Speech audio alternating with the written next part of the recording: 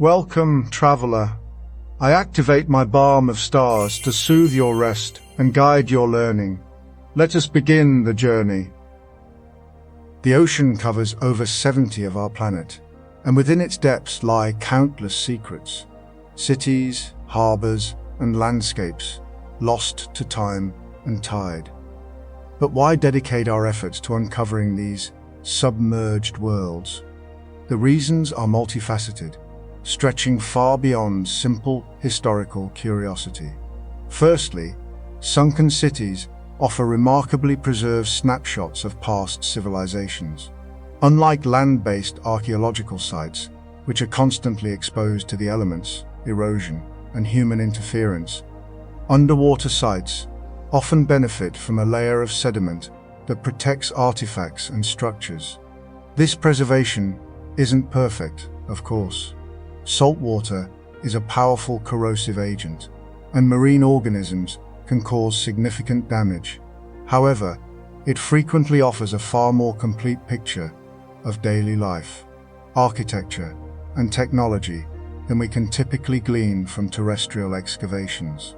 Think about Pompeii, beautifully preserved by volcanic ash. Sunken cities offer a similar, though uniquely challenging, opportunity. They're time capsules waiting to be opened. Beyond preservation, studying these sites allows us to understand how past societies interacted with their environment. Coastal communities in particular were heavily reliant on the sea for sustenance, trade, and transportation. Sunken cities can reveal valuable information about ancient maritime technology, shipbuilding techniques, navigation methods, and port infrastructure.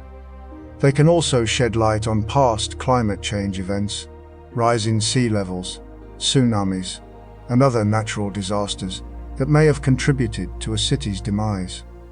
Understanding these events is crucial as we face similar challenges today.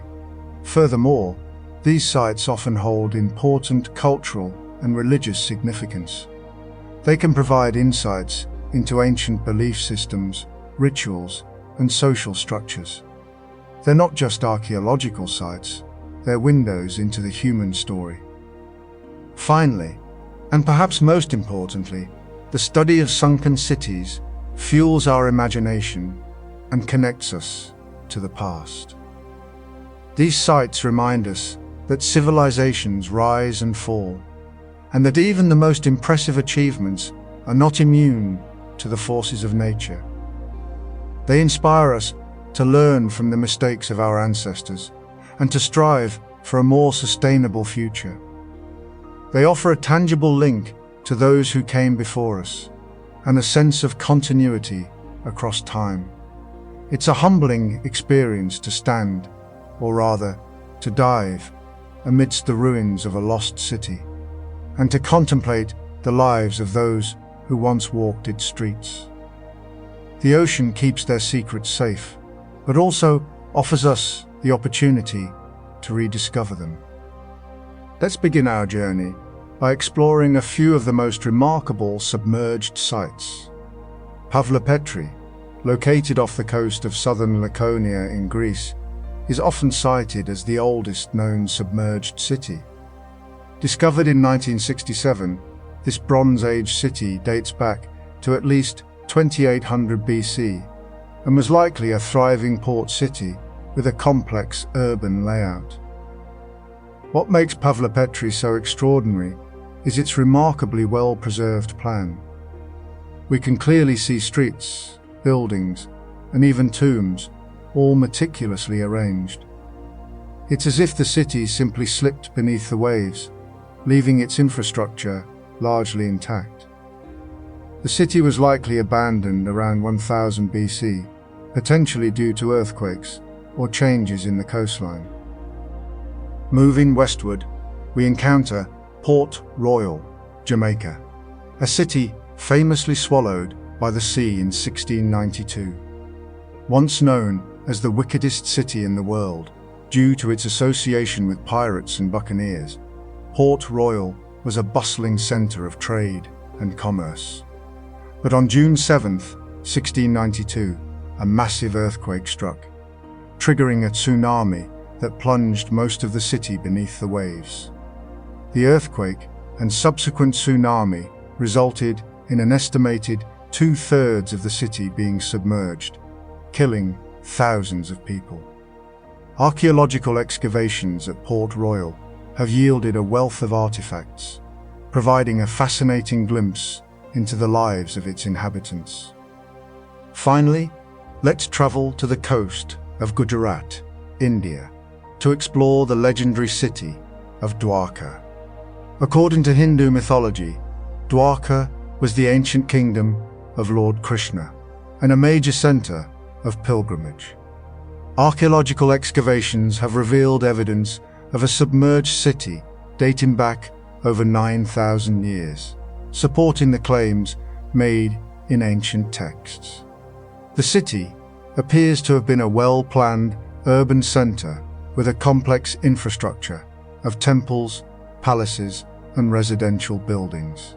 The reasons for its submergence remain a mystery, but geological evidence suggests that the coastline may have subsided over time. These are just a few examples of the many lost cities that lie hidden beneath the waves. Each site offers a unique window into the past and a testament to the resilience and ingenuity of human civilization. So, how do archaeologists actually study these submerged sites? It's considerably more complex than traditional land-based archaeology. The challenges are numerous, from limited visibility to strong currents and the corrosive effects of salt water. Specialized techniques and equipment are required. Firstly, underwater archaeologists rely heavily on remote sensing technologies. Side-scan sonar, multi-beam echo sounders, and magnetometers are used to create detailed maps of the seafloor and identify potential archaeological features. These tools allow archaeologists to see beneath the waves without physically diving. Then, divers, equipped with specialized tools like airlifts, water dredges, and underwater cameras, meticulously excavate the site, carefully documenting each artifact and feature. Once artifacts are recovered, they require specialized conservation treatment. Salt water is particularly damaging to organic materials like wood, textiles, and bone. Conservators use a variety of techniques to remove salt, stabilize the material, and prevent further degradation. Photogrammetry, a technique that uses photographs to create 3D models, is also increasingly used to document artifacts and create virtual reconstructions of submerged sites. This allows researchers to study the site remotely and share their findings with the public. Another crucial technique is sediment coring. By analyzing the layers of sediment, archaeologists can reconstruct the environmental history of the site and determine when it was submerged. Finally, interdisciplinary collaboration is essential for successful underwater archaeological research. Archaeologists work closely with marine biologists, geologists, oceanographers, and historians to gain a comprehensive understanding of the site and its context. Combining these different perspectives allows us to piece together the puzzle of the past and unlock the secrets of lost civilizations. It's a complex, challenging, and incredibly rewarding field of study, offering a unique window into the history of our planet and the ingenuity of those who came before us. Our journey into lost coastal cities begins with understanding the very ground they once stood upon and how that ground has changed over millennia. The most fundamental process shaping these landscapes is, of course, sea level fluctuation. It's easy to think of sea level as a static thing, but it's anything but. Throughout Earth's history, and particularly during and after the last glacial period, sea levels have risen and fallen dramatically, We're talking hundreds of feet of change. This isn't a gradual creep either. While current sea level rise is a concern, past fluctuations were often much more rapid, triggered by massive ice sheet melting and subsequent rebound of land masses. Imagine entire forests and settlements being slowly inundated, then exposed again as the cycle continued. These cycles are driven by complex interactions between atmospheric temperatures, ice volume, and the shape of the ocean basins themselves. Understanding these fluctuations is crucial because it dictates where we should focus our search for submerged sites. We need to identify areas that were once dry land during periods when human populations were thriving, but are now underwater due to subsequent sea level rise. The last glacial maximum, around 20,000 years ago, saw sea levels roughly 400 feet lower than today. This meant coastlines were dramatically different, with land masses connected that are now islands or submerged continental shelves. The subsequent melting of these ice sheets, a process that continued for thousands of years, led to the coastlines we recognize today, but also created the potential for countless coastal settlements to be lost beneath the waves. It's a bit like peeling back the layers of an onion, revealing different landscapes from different epochs. The evidence of these fluctuating sea levels isn't just theoretical. It's etched into the geological record itself. We find what are known as raised beaches, ancient shorelines that now sit above the current sea level, indicating a period when the sea was lower. Conversely, we find submerged forests and peat deposits beneath the waves, remnants of coastal environments that were once dry land. These aren't isolated occurrences. They're found all around the world, providing a tangible record of past sea level changes. Analyzing these geological features allows us to reconstruct past coastlines with increasing accuracy. We can use techniques like radiocarbon dating to determine the age of organic materials found within these deposits, giving us a timeline of sea level change. The key is to understand that these changes weren't uniform across the globe. Land masses rise and fall due to isostatic rebound, the gradual uplift of land after the removal of a heavy weight like an ice sheet, and tectonic movements. This means that the rate and magnitude of sea level change varied depending on location. For example, areas that were heavily glaciated during the last ice age are still experiencing significant rebound, which affects the relative sea level. We need to account for these regional variations when reconstructing past coastlines and searching for submerged sites. Essentially, we are attempting to unwind the effects of millennia to find the ground that once cradled these lost civilizations. But how do we translate this understanding of sea level fluctuations into actual archaeological prospecting? It's a multi-pronged approach. We begin with predictive modeling, using geological data and sea level curves to identify areas that were likely to have been dry land during periods of human occupation. This narrows down our search area significantly. Next, we employ remote sensing techniques, such as sonar and LiDAR, to map the seafloor and identify potential archaeological features. These technologies can detect subtle variations in topography that might indicate the presence of submerged settlements or other human-made structures. However, it's important to remember that these are just preliminary steps.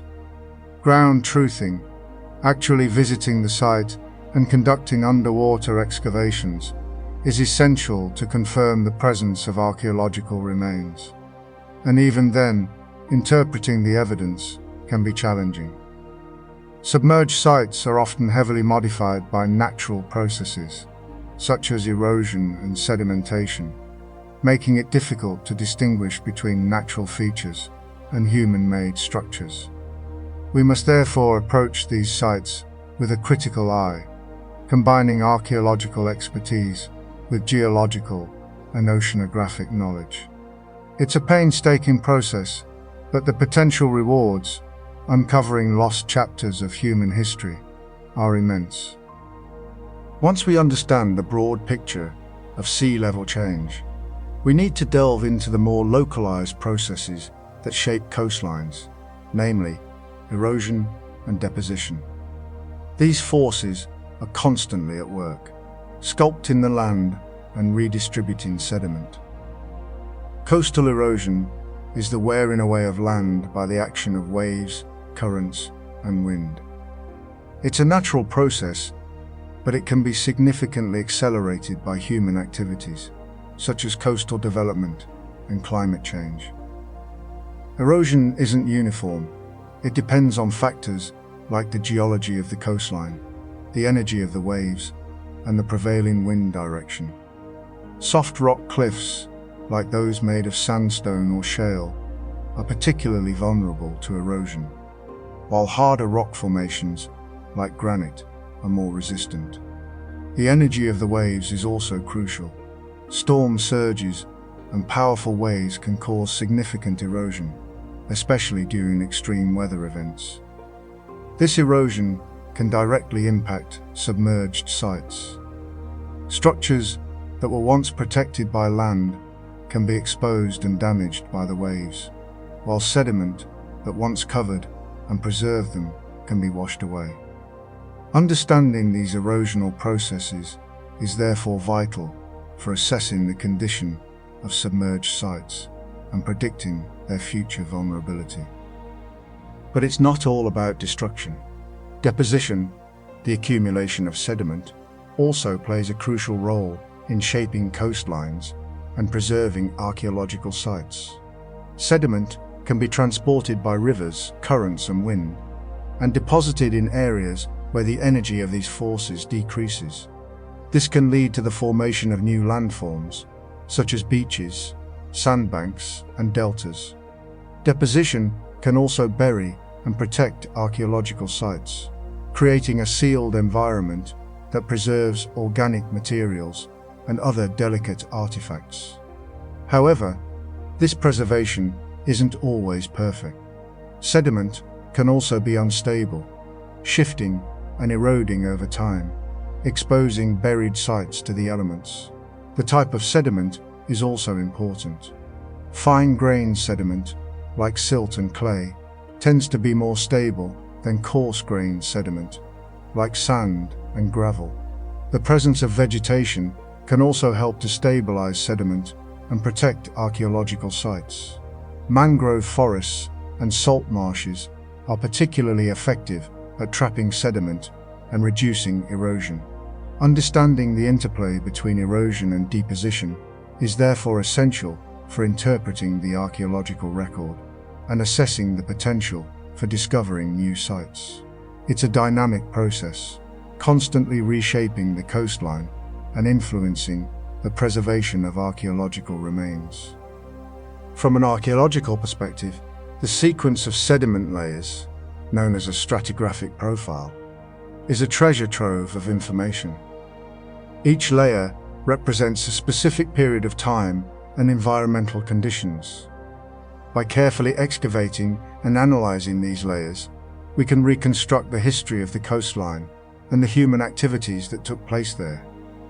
Archaeological artifacts found within these layers provide valuable clues about the people who lived there, their technology, and their way of life. The relationship between different artifacts and sediment layers can also tell us about the chronology of the site and the sequence of events that led to its abandonment or destruction. For example, if we find a layer of charcoal and ash overlying a layer of undisturbed sediment, it might indicate a fire that destroyed a settlement. Careful analysis of the sediment itself can also provide insights into the environment at the time the site was occupied.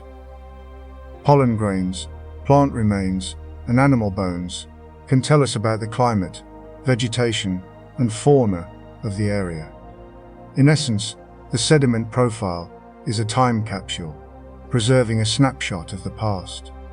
By carefully unlocking its secrets, we can gain a deeper understanding of the lost civilizations that once thrived along these coastlines.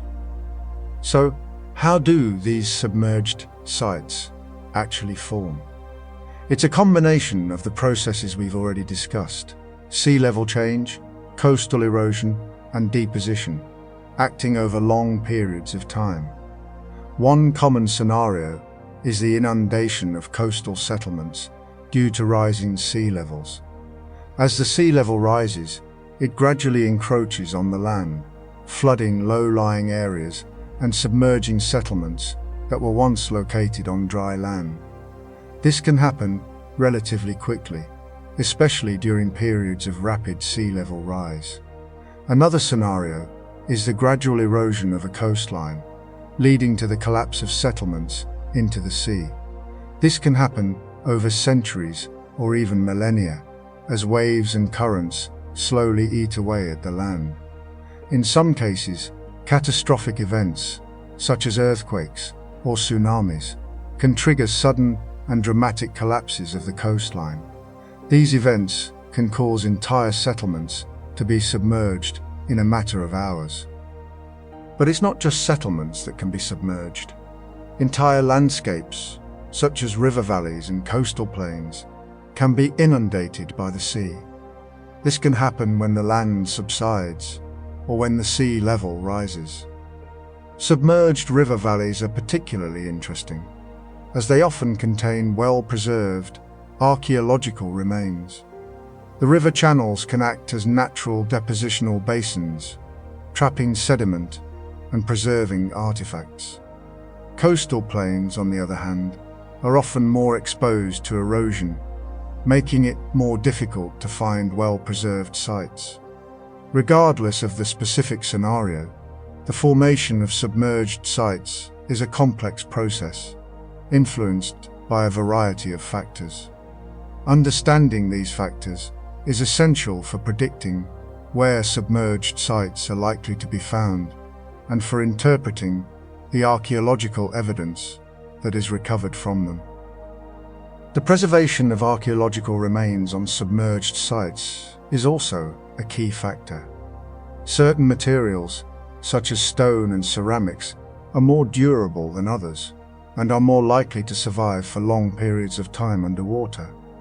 Organic materials, such as wood and textiles, are more susceptible to decay, but can be preserved in certain environments, such as anaerobic sediments. The type of sediment that covers the site also plays a role. Fine-grained sediment can provide a protective barrier against erosion and decay, while coarse-grained sediment can allow water to circulate and accelerate the breakdown of organic materials. Ultimately, the formation of submerged sites is a story of change, of rising sea levels, eroding coastlines, and the relentless forces of nature.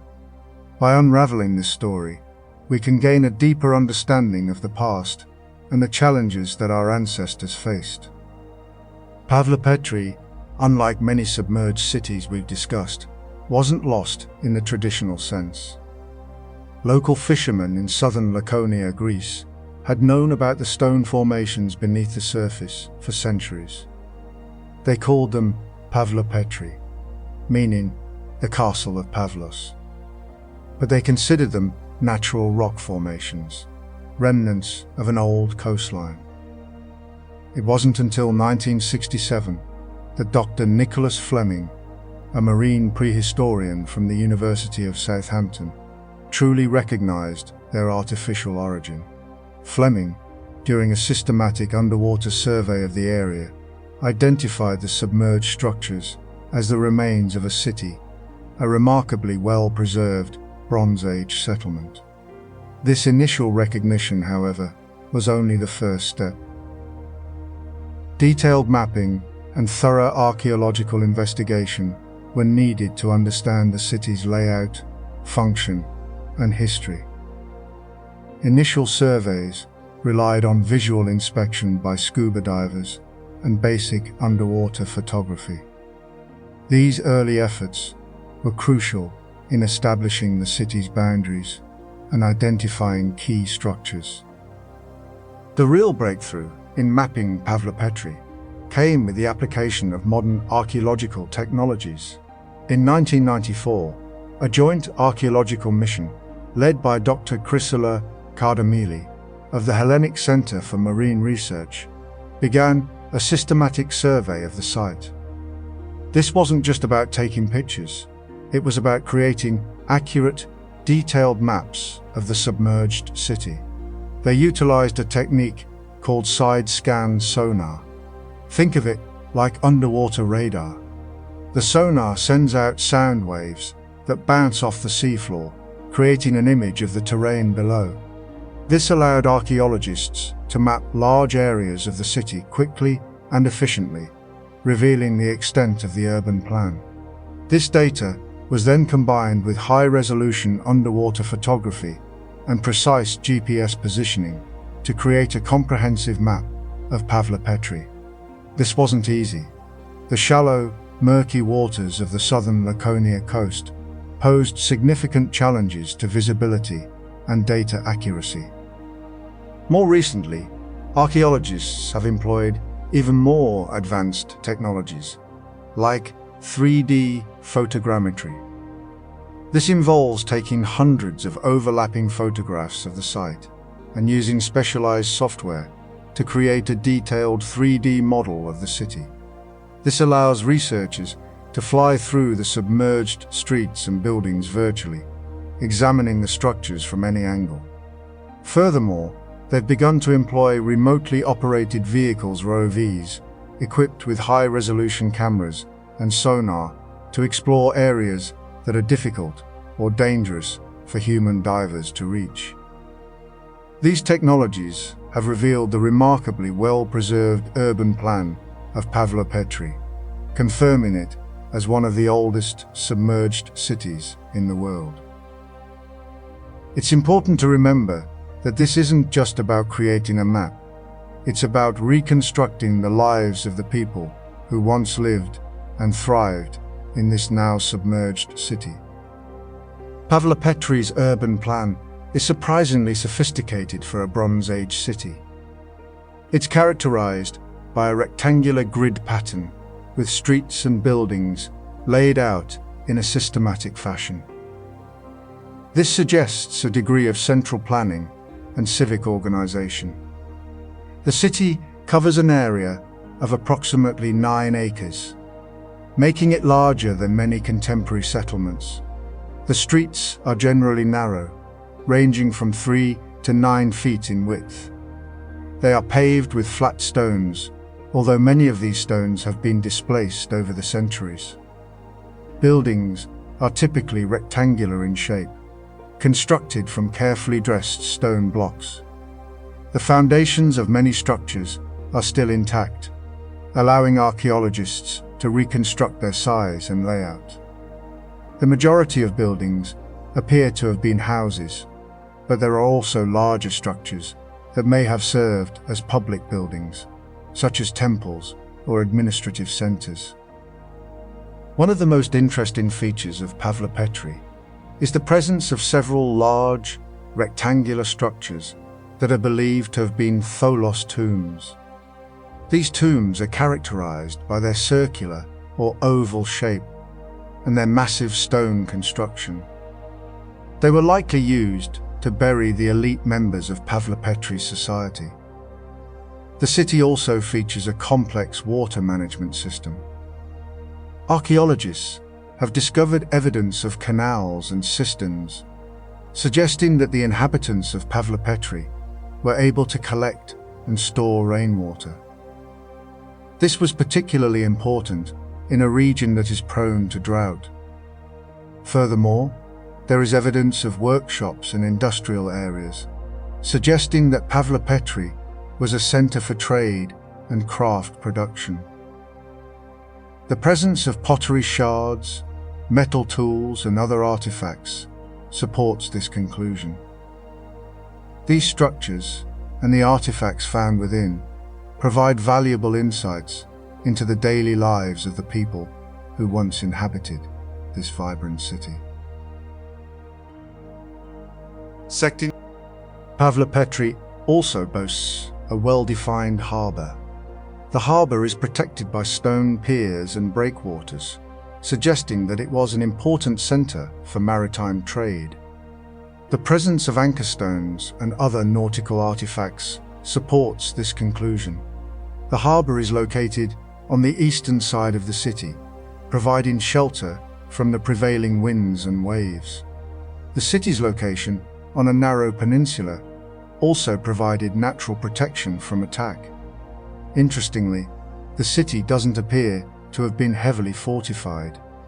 This suggests that the inhabitants of Pavlopetri lived in a relatively peaceful and prosperous time. The absence of defensive walls or towers could also indicate that they relied on their natural defenses and maritime power to protect themselves. The careful planning and sophisticated construction of Pavlopetri suggest a highly organized and skilled society. This, combined with its strategic location and maritime connections, made it a thriving center for trade and culture during the Bronze Age. Piecing together daily life in Pavlopetri relies heavily on the artifacts recovered from the site. Pottery shards are abundant, providing insights into cooking, storage, and trade. The pottery is typically handmade, decorated with simple geometric patterns and depictions of marine life. The presence of amphorae, large ceramic jars, suggests that Pavlopetri was involved in the trade of wine, oil, and other commodities. Stone tools, such as axes, chisels, and grinding stones, indicate that the inhabitants of Pavlopetri were skilled artisans and farmers. They likely cultivated crops, such as wheat, barley, and olives, and raised livestock, such as sheep and goats. The discovery of fish bones and shellfish remains suggests that fishing and seafood played an important role in their diet.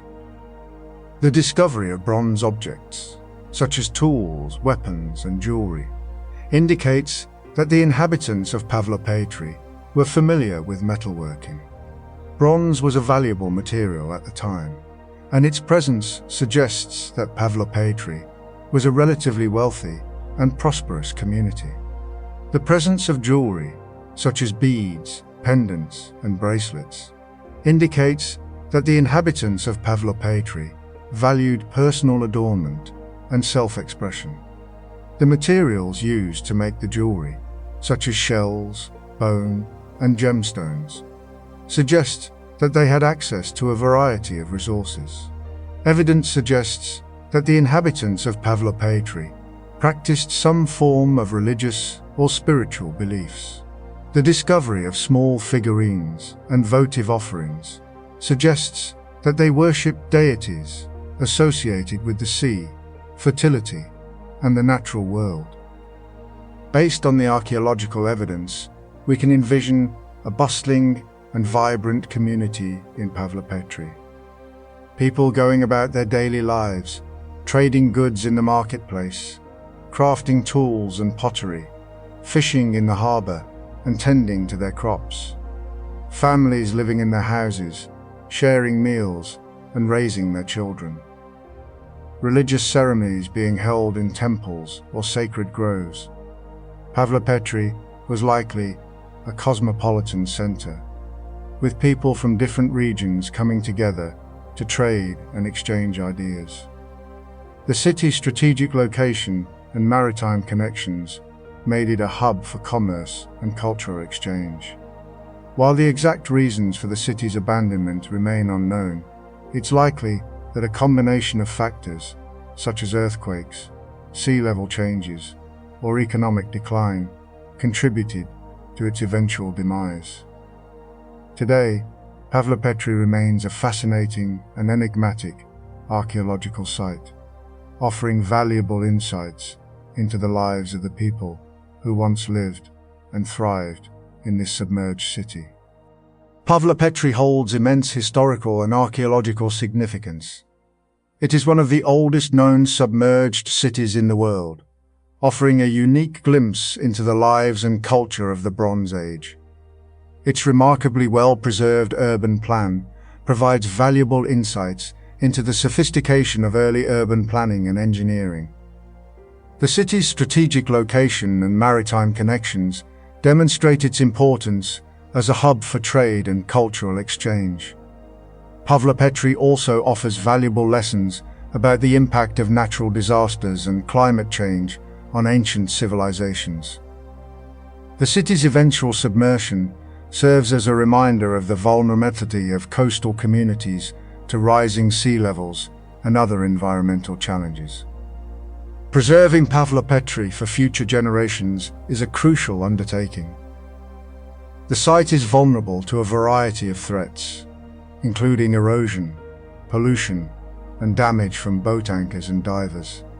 Protecting Pavlopetri requires a multifaceted approach, including careful excavation, meticulous documentation, and the implementation of protective measures.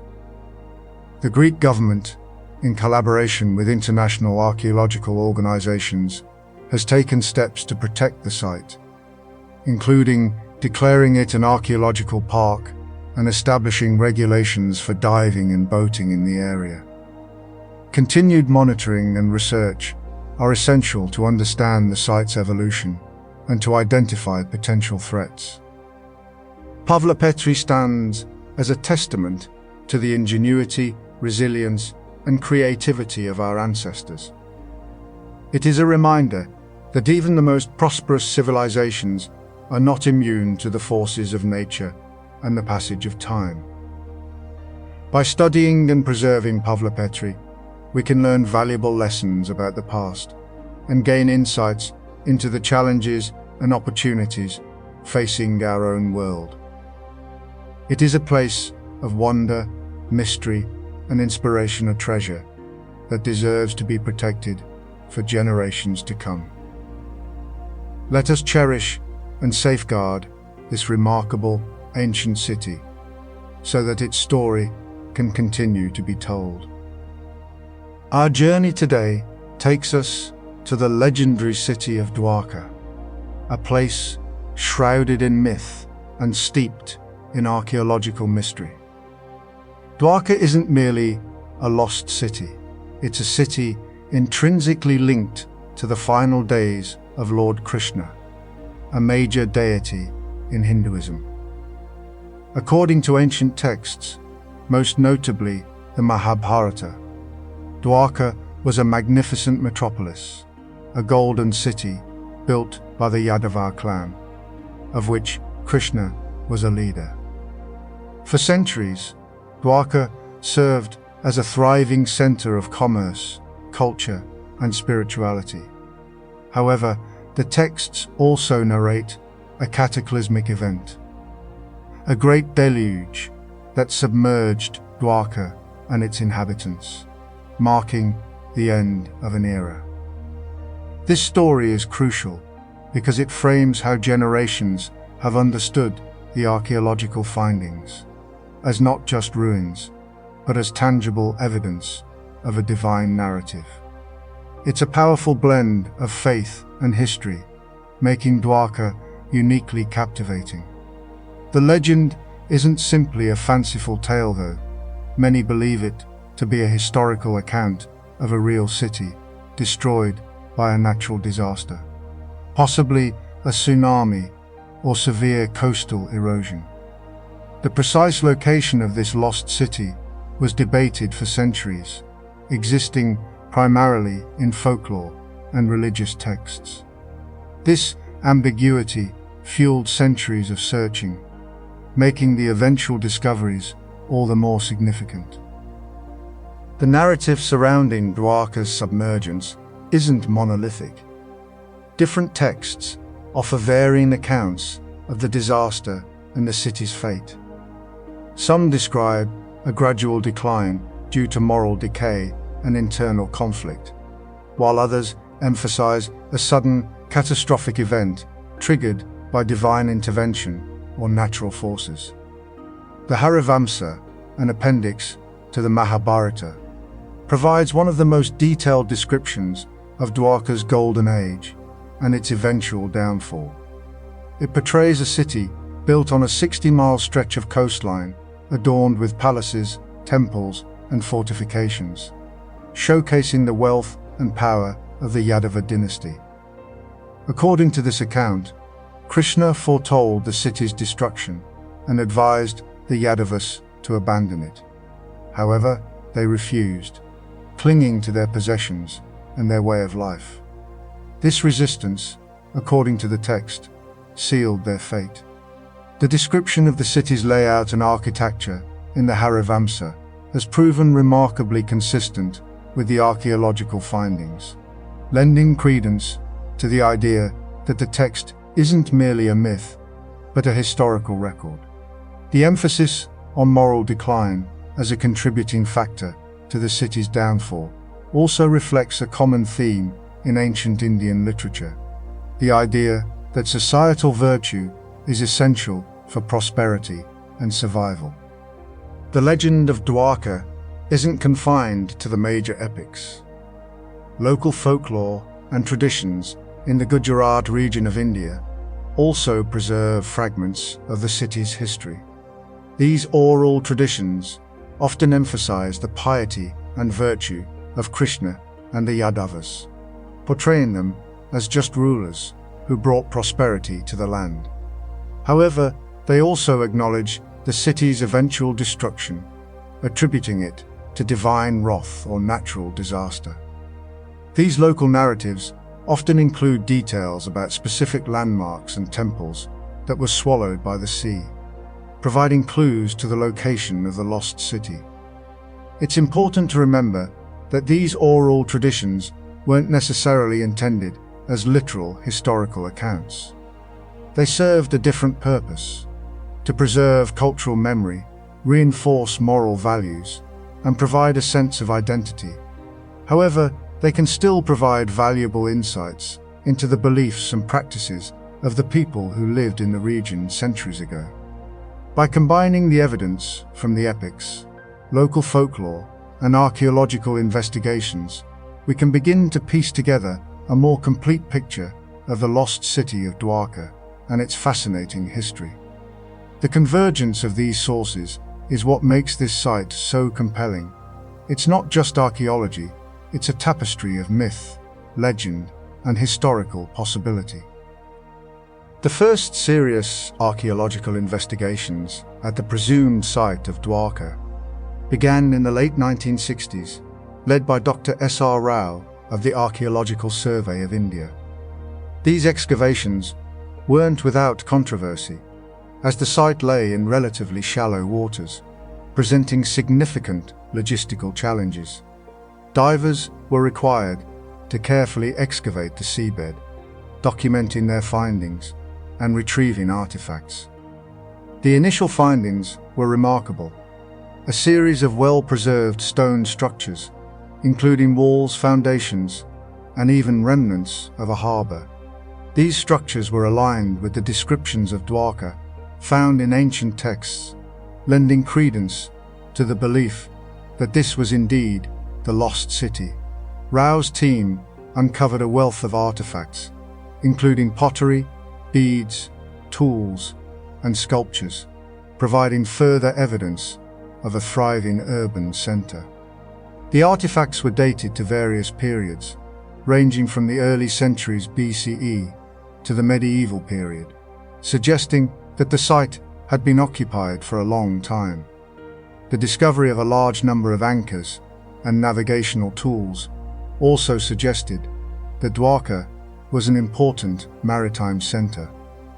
The artifacts recovered from Dwarka provide valuable insights into the daily life and culture of its inhabitants. The pottery, for example, is characterized by its distinctive shapes and decorations, indicating a sophisticated level of craftsmanship. The beads and ornaments suggest a thriving trade network, with materials sourced from distant lands. The tools and implements provide evidence of various industries, including fishing, agriculture, and metalworking. The sculptures, depicting deities, animals, and mythical creatures, reveal the religious beliefs and artistic sensibilities of the Dwarkans. One particularly intriguing discovery was a large number of seals inscribed with symbols and motifs that have yet to be fully deciphered. These seals may have been used for trade, administration, or religious purposes. The dating of these artifacts has been a subject of debate, with some scholars arguing for an earlier date, while others maintain that the site was occupied primarily during the medieval period.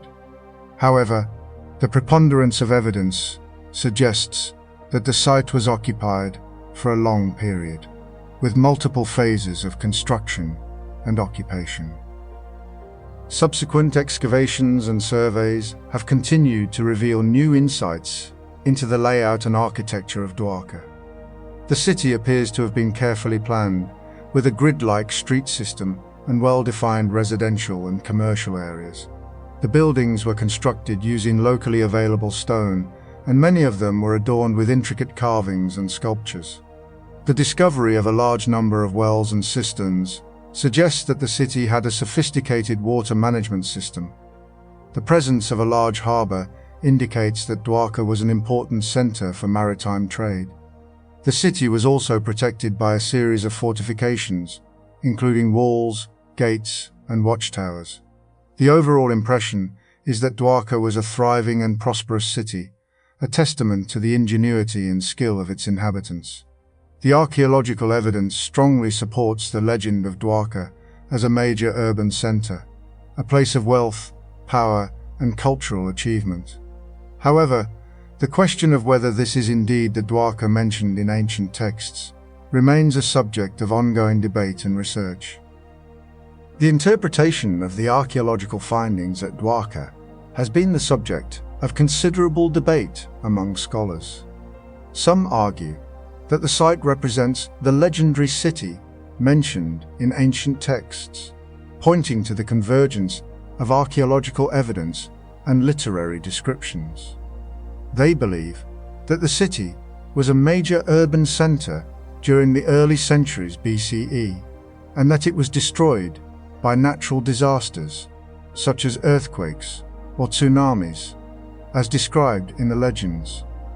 Others maintain that the site is a medieval port city and that the identification with the legendary Dwarka is based on wishful thinking and unsubstantiated claims. They argue that the archaeological evidence is not sufficient to prove a connection to the ancient city, and that the literary descriptions are likely to be exaggerated or mythical. The dating of the site is a key point of contention. While some scholars have proposed dates as early as the 15th century BCE, based on radiocarbon dating and archaeological typology, others argue that these dates are unreliable or inaccurate. They point to the lack of conclusive evidence to support such an early date, and suggest that the site was occupied primarily during the medieval period. The geological context of the Dwarka site is also relevant to the debate. The region is located in a seismically active zone and is vulnerable to earthquakes, tsunamis, and other natural disasters. Some scholars argue that these natural disasters may have played a role in the destruction of the ancient city, as described in the legends. They point to evidence of past earthquakes and tsunamis in the region, and suggest that these events may have caused widespread damage to the city. However, others argue that the archaeological evidence does not support the claim that the city was destroyed by a single catastrophic event. They suggest that the city may have been gradually abandoned due to a combination of factors, including climate change, economic decline, and political instability. The debate over the interpretation of the archaeological findings at Dwarka is likely to continue for many years to come. Further research and excavation are needed to clarify the chronology of the site and to determine the extent to which it can be identified with the legendary city mentioned in ancient texts. Despite the ongoing debates, the archaeological investigations at Dwarka have yielded valuable insights into the history and culture of the region. The site has provided evidence of a thriving urban centre, with a sophisticated infrastructure, a diverse economy, and a rich cultural heritage. The discoveries at Dwarka have also shed light on the maritime history of India, and have demonstrated the importance of the region as a centre for trade and cultural exchange. Regardless of whether the site can be definitively identified with the legendary city mentioned in ancient texts, it remains a significant archaeological site and a valuable source of information about the past. The ongoing research at Dwarka promises to yield even more exciting discoveries in the years to come, and to further enhance our understanding of the history and culture of this fascinating region. Ultimately, the story of Dwarka is a reminder of the power of archaeology to bring the past to life and to connect us to the generations who came before us. Alexandria. The name itself conjures images of grandeur, scholarship, and a beacon of civilization in the ancient world. Founded by Alexander the Great in 331 BC, it quickly surpassed even Athens and Rome in intellectual and cultural prominence. Ptolemy I Soter, one of Alexander's generals, established the Library of Alexandria and the Museum, a center for research, learning, and the arts.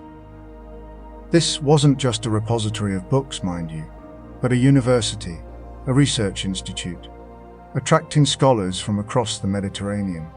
The royal quarter was the heart of this power and knowledge, a carefully planned district designed to showcase the Ptolemaic dynasty's wealth and sophistication. The palace complex, gardens, and administrative buildings formed a vibrant, bustling center of life. The city flourished for centuries, a melting pot of cultures, Egyptian, Greek, Roman, and Jewish communities coexisting, albeit with periods of tension. This unique blend fostered innovation in mathematics, astronomy, medicine, and literature. Think of Euclid, Archimedes, and Ptolemy himself, all either worked in or were profoundly influenced by Alexandria's intellectual climate. However, Alexandria's golden age wasn't destined to last. Political instability, internal strife, and the rise of Rome all played a role in its decline. Cleopatra VII, the last Ptolemaic ruler, famously allied herself with Mark Antony against Octavian. Their defeat at the Battle of Actium in 31 BC marked the end of independent Egypt and the beginning of Roman rule. While Alexandria continued to be an important city within the Roman Empire, its political power and intellectual independence were diminished. Earthquakes and tsunamis, unfortunately, were also frequent occurrences. Several devastating earthquakes struck Alexandria in the 4th, 8th, and 14th centuries, causing widespread damage and contributing to the city's gradual subsidence. These seismic events, coupled with rising sea levels, caused portions of the royal quarter to collapse into the Mediterranean Sea. Much of the original shoreline, along with its magnificent structures, was submerged, lost to the waves and sand.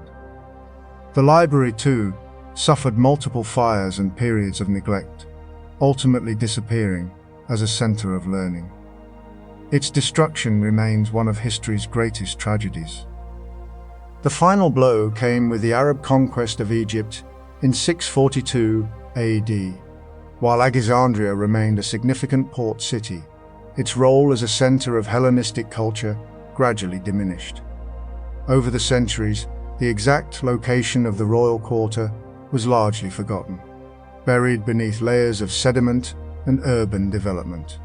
Legends persisted, of course, tales of a lost palace and a sunken city, but these were often dismissed as mere folklore.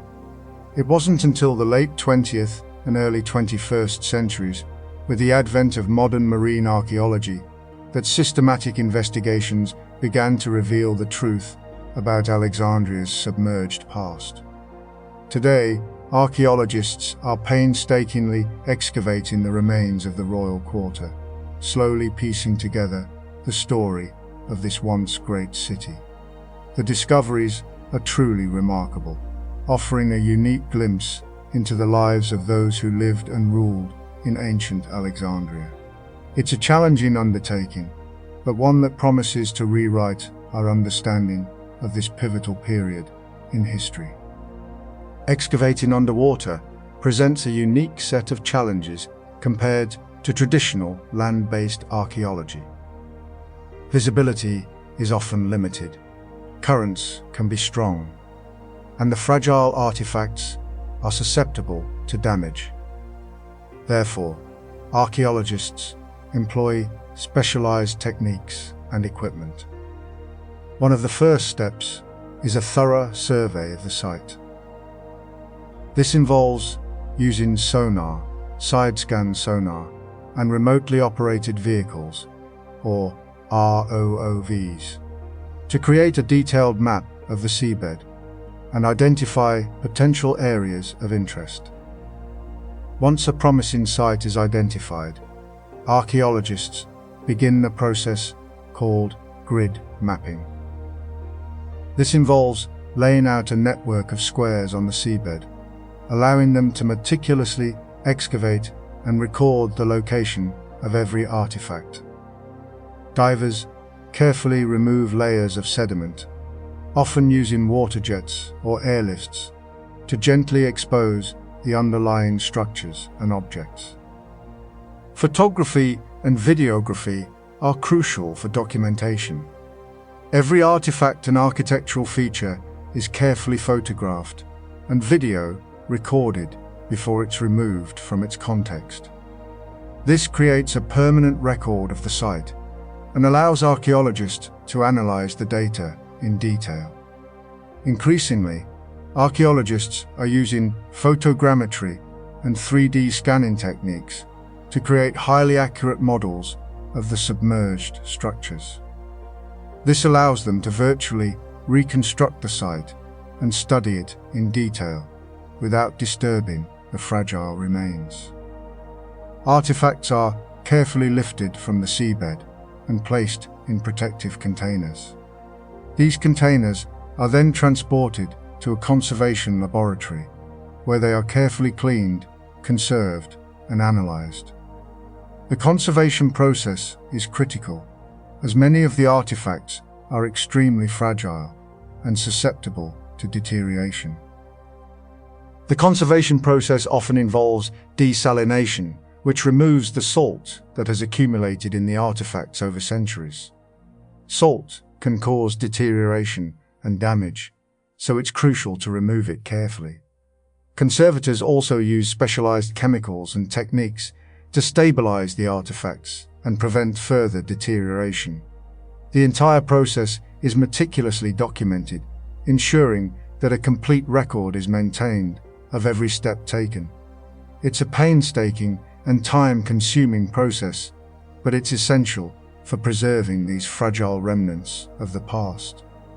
The combination of underwater excavation and meticulous conservation allows archaeologists to unlock the secrets of Alexandria's submerged royal quarter and share them with the world.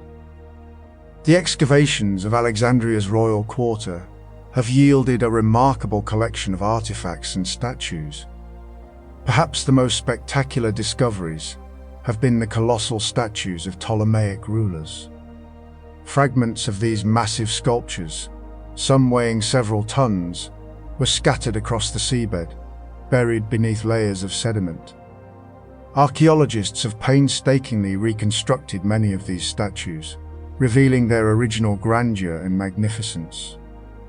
These sculptures provide valuable insights into the power and authority of the Ptolemaic dynasty. The statues are typically carved from granite or other durable stone, and they often depict the rulers wearing royal attire and holding symbols of power. In addition to the statues, archaeologists have recovered a wealth of other artifacts, including ceramic vessels, amphorae, jewelry, and coins. These objects provide valuable insights into the daily life of the people who lived in Alexandria. The ceramic vessels and amphorae were used for storing and transporting goods, such as wine, oil, and grain. The jewelry and coins provide evidence of trade and economic activity. The coins also help archaeologists to date the various layers of the site. Many of the artifacts are adorned with intricate decorations, providing evidence of the artistic skill and craftsmanship of the ancient Alexandrians. Perhaps the most poignant discoveries have been the sarcophagi and funerary objects. These objects provide valuable insights into the beliefs and rituals surrounding death in ancient Alexandria. The sarcophagi are typically made of stone or wood, and they are often adorned with intricate carvings and paintings. The funerary objects include amulets, jewelry, and other items that were believed to accompany the deceased into the afterlife. The excavation of these objects is a delicate and respectful process, as archaeologists recognize the importance of preserving the dignity of the deceased.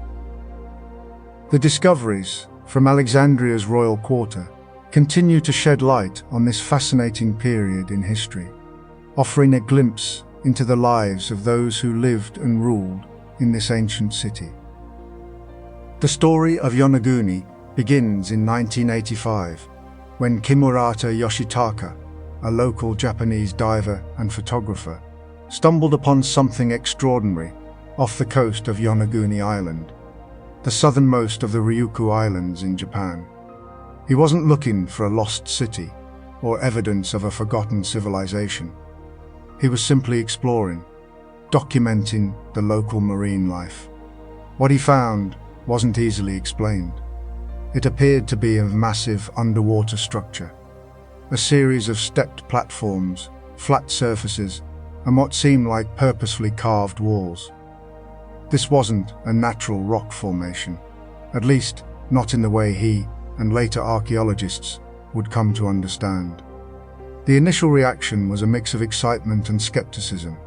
Here, over 100 feet beneath the surface, lay a structure that defied easy categorization.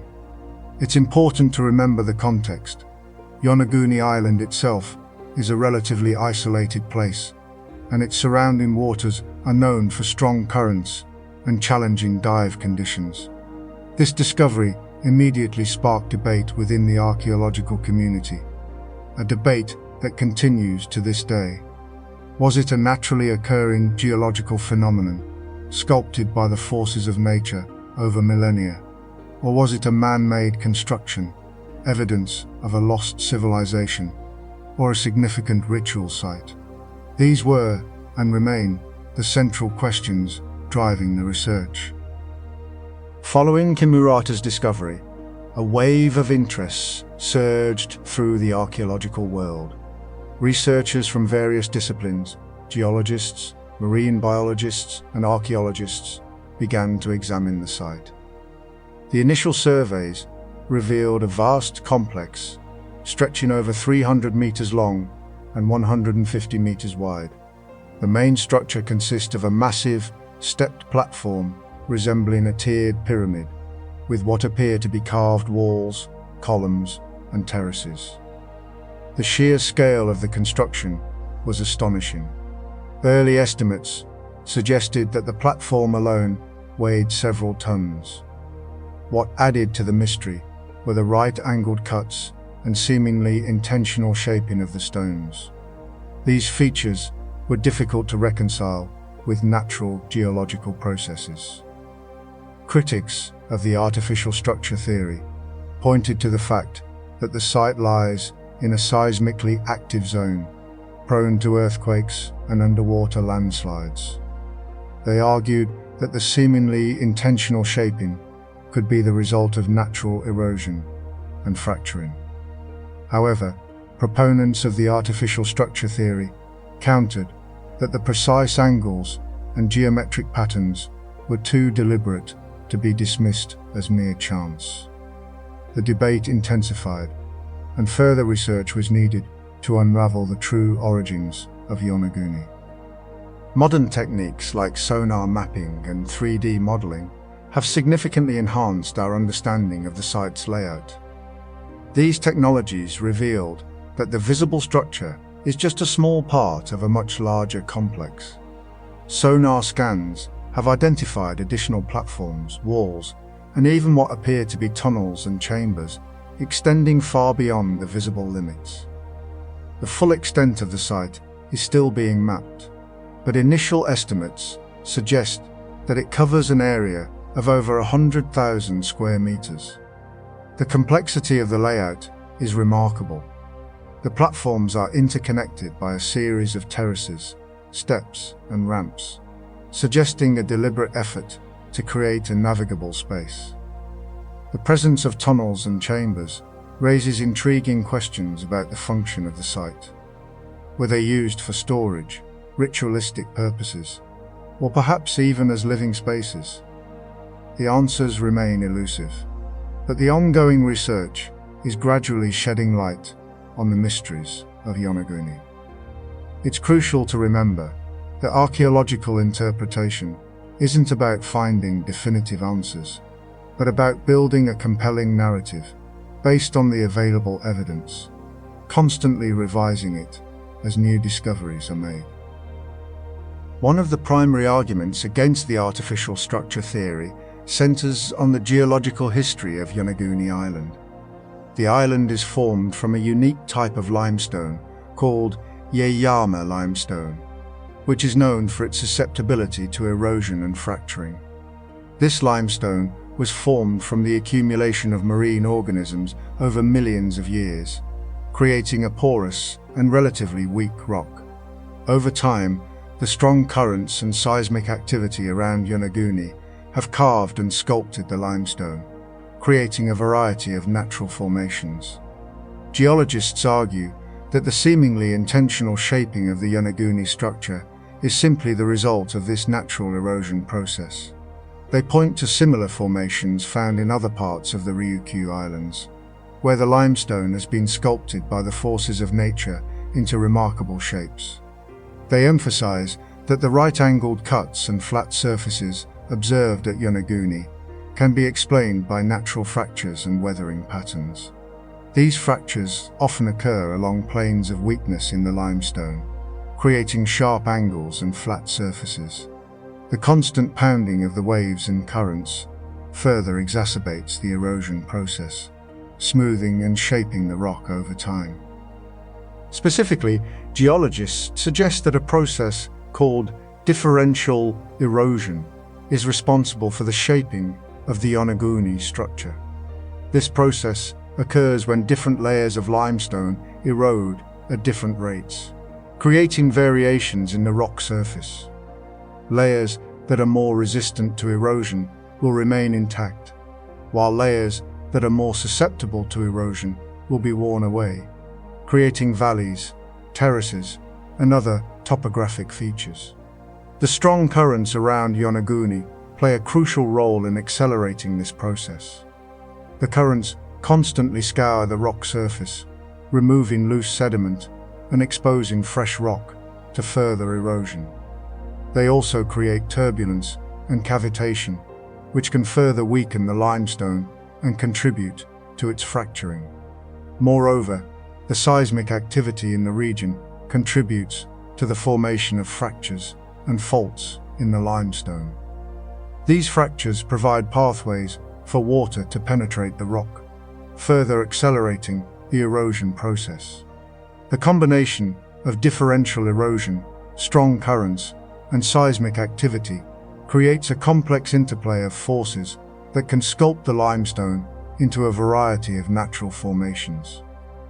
It's important to note that natural formations resembling artificial structures are not uncommon in the underwater world. In many parts of the ocean, geological processes have created rock formations that bear a striking resemblance to pyramids, walls, and other human-made structures. These formations are often the result of differential erosion, wave action, and other natural forces. They serve as a reminder that the human eye is often prone to seeing patterns and shapes, even where they don't actually exist. The challenge for archaeologists is to distinguish between natural formations and artificial structures. This requires careful observation, detailed analysis, and a thorough understanding of the geological history of the region. The debate over the Yonaguni structure is ongoing, and there is no easy answer. However, the geological evidence provides a strong case for the natural origin of the site. While it's possible that the site was modified by humans at some point in the past, the primary shaping of the structure appears to be the result of natural geological processes.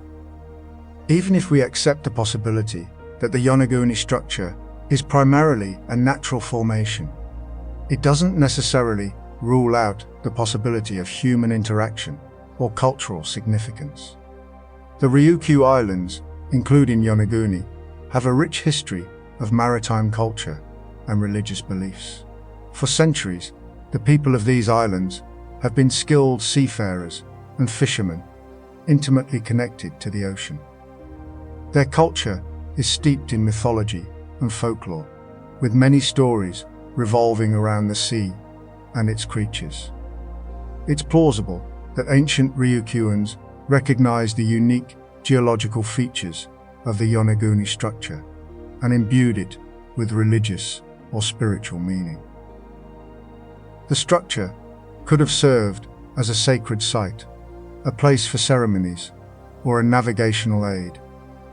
There is evidence of ancient stone markers and carvings found in other parts of the Ryukyu Islands, suggesting that the people of these islands had a tradition of marking important locations with stone monuments. Some researchers have suggested that the Yonaguni structure could be related to the mythical kingdom of Mu, a legendary lost civilization said to have existed in the Pacific Ocean. However, there is no concrete evidence to support this claim. It's important to note that the legends of Mu are largely based on pseudoscientific theories and have been debunked by mainstream scholars. However, the possibility that the Yonaguni structure played a role in ancient Ryukyuan mythology and folklore remains intriguing.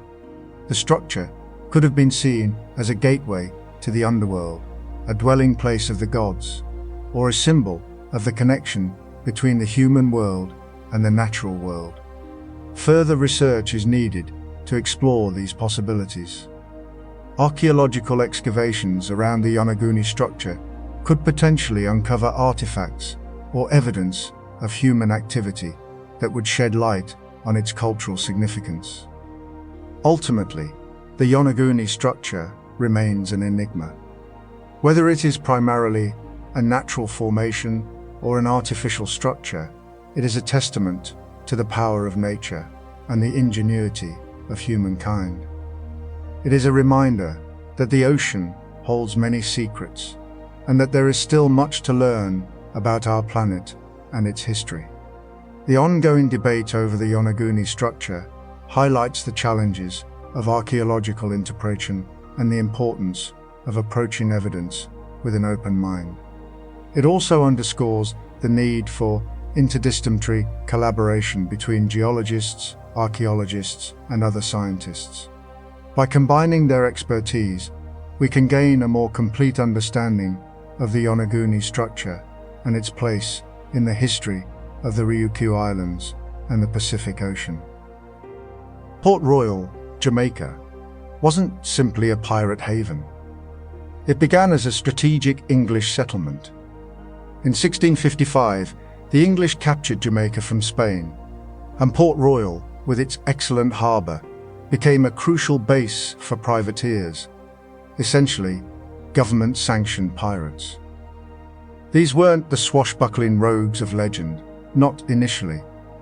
They were commissioned by the English crown to harass Spanish shipping, disrupt their trade routes, and weaken Spain's control of the New World. Think of it as economic warfare, cleverly disguised. The town quickly grew into one of the wealthiest and most notorious cities in the Americas, earning the nickname the wickedest city on earth. It was a boom town fueled by plunder, and the wealth generated flowed through every aspect of life there. The early years saw a significant influx of merchants, artisans, and, of course, those who benefited directly from the spoils of piracy. By the late 17th and early 18th centuries, Port Royal had transformed. It wasn't just a base for privateering anymore.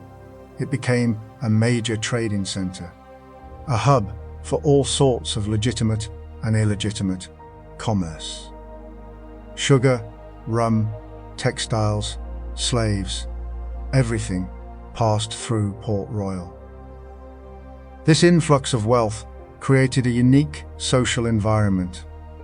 Luxury goods were readily available, taverns and gambling houses thrived, and a culture of extravagance permeated the city.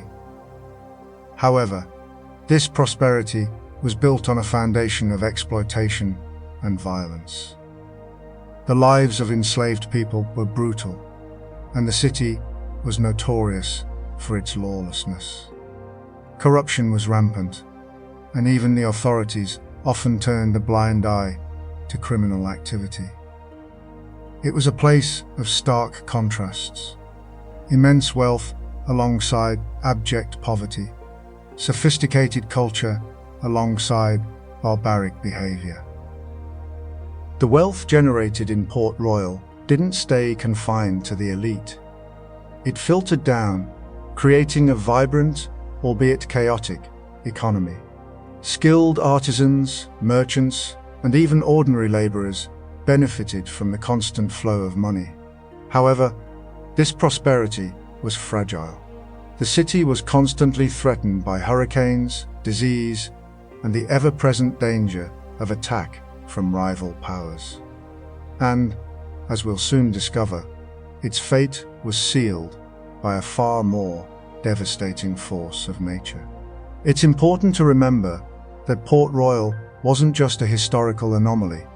It was a product of its time, a reflection of the political and economic forces that shaped the Caribbean in the 17th and 18th centuries.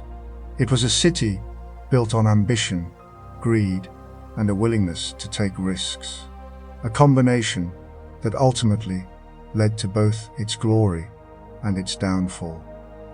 On June 7, 1692, Port Royal experienced a catastrophic event that forever changed its fate. A massive earthquake, estimated to be around 7.5 on the Richter scale, struck the area. This wasn't just a tremor. It was a violent, prolonged shaking that lasted for several minutes. The earthquake's epicenter was located just south of Jamaica, and the effects were devastating. The ground beneath Port Royal literally liquefied, turning the firm land into a quagmire. Buildings collapsed, streets cracked open, and the city began to sink into the sea. But the earthquake wasn't the only disaster.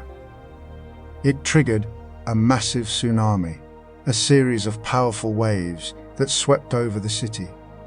The tsunami engulfed most of Port Royal, washing away what remained of the buildings and carrying debris far inland. Many people were caught completely off guard, and thousands perished in the disaster. It's estimated that around 2/3 of the city sank beneath the waves, and the coastline was permanently altered. The earthquake and tsunami weren't entirely unexpected. Jamaica is located in an active seismic zone, and earthquakes are relatively common. However, the scale of this event was unprecedented. Following the disaster, Port Royal was largely abandoned. While some attempts were made to rebuild, the city never regained its former glory. The ground was unstable, the risk of future earthquakes and tsunamis was high, and many people were simply unwilling to return. Over time, Port Royal became known as the Sunken City, a haunting reminder of the power of nature and the fragility of human civilization. Today, the ruins of Port Royal lie beneath the waves, preserved as a unique archaeological site. It's a fascinating glimpse into the past, offering valuable insights into the lives of those who once lived and thrived in this bustling port city. Archaeological excavations at Port Royal have yielded a remarkable collection of artifacts, providing a tangible connection to the lives of those who lived there. These objects offer a unique glimpse into the material culture of the 17th and 18th centuries, and they tell stories of wealth, trade, and adventure. Among the most common finds are items related to weaponry: flintlock pistols, cutlasses, swords, and musket balls. These weapons were essential for both defense and offense, reflecting the dangerous and volatile nature of life in Port Royal. Alongside weaponry, archaeologists have discovered a wealth of everyday objects: ceramic tableware, glass bottles, pewter plates, and iron cooking utensils. These items provide insights into the daily lives of the inhabitants of Port Royal, revealing their dietary habits, culinary practices, and social customs. The presence of luxury goods, fine porcelain, silver jewelry, and imported fabrics underscores the wealth and extravagance that characterized the city. Even more telling are the personal items: tobacco pipes, playing cards, and musical instruments, which offer a glimpse into the leisure activities and pastimes of the people who lived there. Perhaps the most intriguing artifacts are the personal items: letters, diaries, and journals. These documents offer intimate glimpses into the thoughts, feelings, and experiences of the people who lived in Port Royal. They reveal stories of love, loss, ambition, and adventure, bringing the past to life in a vivid and compelling way.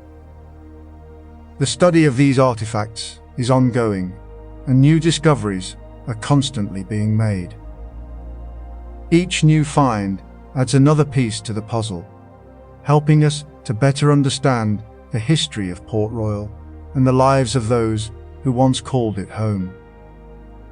Shichen, often referred to as the Lion City, is a remarkable archaeological site located in the Shinan River, Zhejiang Province, China. Its history stretches back over 1,000 years to the Song dynasty, specifically the 12th and 13th centuries. The city wasn't built on land, but intentionally submerged. It's a truly unique example of intentional city planning, not destruction, but a deliberate, calculated sinking. This wasn't due to a natural disaster or enemy attack. Instead, it was a deliberate act undertaken to support the construction of a crucial dam and reservoir that would ensure the prosperity and stability of the region.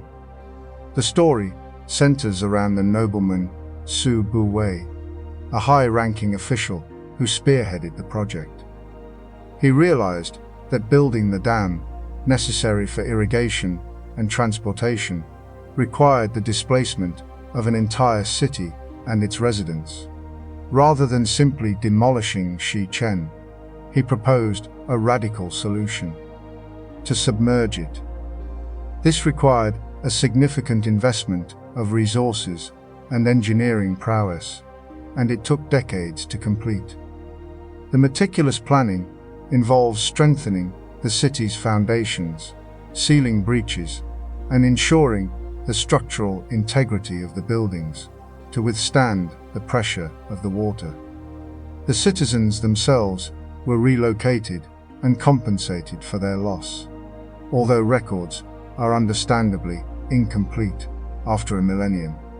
What remains today is a preserved snapshot of Song dynasty urban life, remarkably intact beneath the waves. It's a testament to the ambition and engineering skill of the time, and a poignant reminder of the sacrifices made in the name of progress. The construction of Xichen wasn't a haphazard affair. The city was carefully planned and built with specific purposes in mind. It served as a vital economic hub, facilitating trade and commerce along the Xinan River. The city's layout reflected this, with a well-defined grid pattern and specialized districts for different trades and crafts. At its heart lay the main street, lined with shops, workshops, and administrative buildings. Radiating from this central artery were residential areas, housing a diverse population of merchants, artisans, and farmers. The buildings themselves were constructed using traditional Chinese architectural techniques, employing wood, brick, and stone. They were designed to withstand the damp climate and frequent flooding, with raised foundations and sloping roofs. One of the most striking features of Xichen is its sophisticated water management system. The city was surrounded by a network of canals and dikes, designed to control the flow of water and prevent flooding. This system not only protected the city from natural disasters, but also provided a reliable source of water for irrigation and transportation. Furthermore, the city boasted a series of bridges and weirs, facilitating movement across the waterways. The construction of these structures required a significant investment of labor and materials, showcasing the engineering prowess of the Song dynasty. The city's defenses were equally impressive, with fortified walls and watchtowers providing protection from potential threats. These defenses were not merely symbolic. They played a crucial role in maintaining peace and stability in the region. The decision to submerge Xichen wasn't taken lightly. Subu Wei understood the cultural and economic significance of the city, and he was determined to preserve as much of it as possible. Before the reservoir was filled, a painstaking effort was made to document the city's layout, architecture, and artifacts. This documentation served as a valuable record of Xichen's past, and it has helped archaeologists reconstruct the city's history. However, the process of submerging the city was not without its challenges. The foundations of the buildings had to be reinforced to withstand the pressure of the water, and the gaps between the structures had to be sealed to prevent collapse. This required a significant investment of labor and materials, and it took decades to complete. Once the reservoir was filled, Xichen was effectively sealed off from the world. For centuries, the city remained hidden beneath the waves, its existence largely forgotten. It wasn't until the 20th century, with the advent of modern archaeology, that Xichen began to reveal its secrets. Early expeditions to the site confirmed the existence of a remarkably well-preserved city, and subsequent excavations have uncovered a wealth of artifacts, providing invaluable insights into Song dynasty life. The preservation of Xichen is truly remarkable. The lack of oxygen at the bottom of the reservoir has slowed down the process of decay, allowing many of the city's structures and artifacts to remain intact for centuries. This makes Xichen a unique and invaluable archaeological site, offering a glimpse into a bygone era. The construction of the reservoir that submerged Xichen was a massive undertaking, driven by the need for improved irrigation, transportation, and flood control. The Xinnan River, while vital to the region, was prone to both devastating floods and prolonged droughts. Su Buwei, recognizing these challenges, proposed the construction of a large dam and reservoir to regulate the river's flow.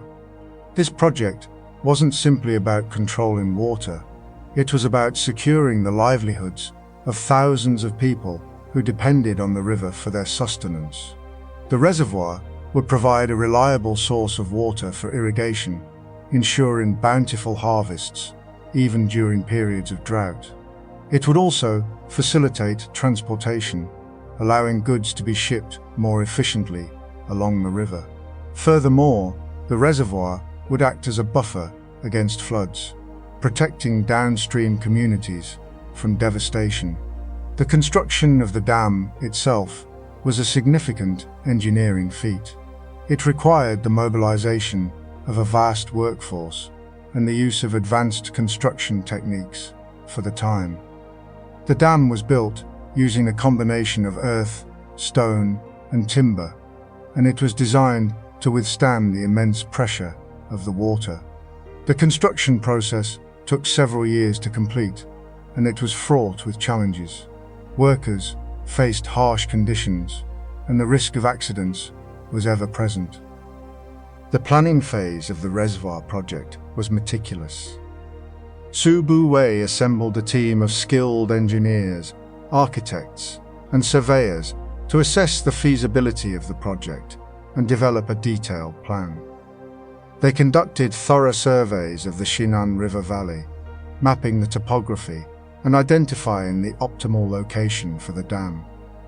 They also conducted hydrological studies to determine the river's flow rate and assess the potential for flooding.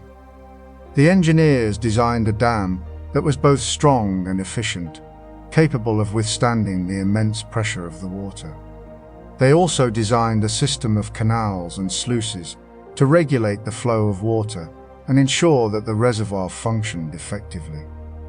The relocation of the residents of Xichen was a delicate matter.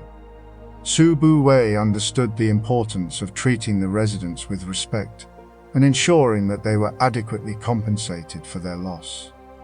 He established a fund to provide financial assistance to the residents, and he worked with local officials to find suitable new homes for them.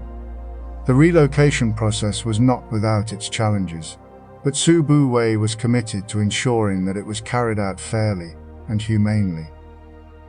The completion of the reservoir marked a turning point in the history of the region. The project had a profound impact on the lives of the people, providing them with a reliable source of water, protecting them from floods, and boosting the local economy. However, the project also came at a cost. The submergence of Xichen was a significant loss, both culturally and historically. The city had been a vibrant center of commerce and culture for centuries, and its loss was felt deeply by the local community. Su Buwei, recognizing the significance of the loss, commissioned the construction of a memorial plaque to commemorate the city of Xichen and the sacrifices made by its residents. The plaque was inscribed with a poem praising the city's beauty and resilience, and it was erected on a hill overlooking the reservoir. The plaque served as a reminder of the city's past, and it ensured that its memory would live on for generations to come. The story of Xichen is a poignant reminder of the complex relationship between humans and nature. It is a story of ambition, sacrifice, and resilience, and it is a story that continues to resonate today. The discovery of Xichen by archaeologists in recent decades has been nothing short of remarkable. The city, preserved beneath the waters of the reservoir for centuries, offers a unique glimpse into life during the Song dynasty. Early explorations of the site revealed the remarkably well-preserved layout of the city, with its streets, buildings, and fortifications still largely intact. Archaeologists have been able to map the city's urban plan, revealing a sophisticated system of streets, squares, and residential areas. The buildings themselves are constructed from a variety of materials, including stone, brick, and wood.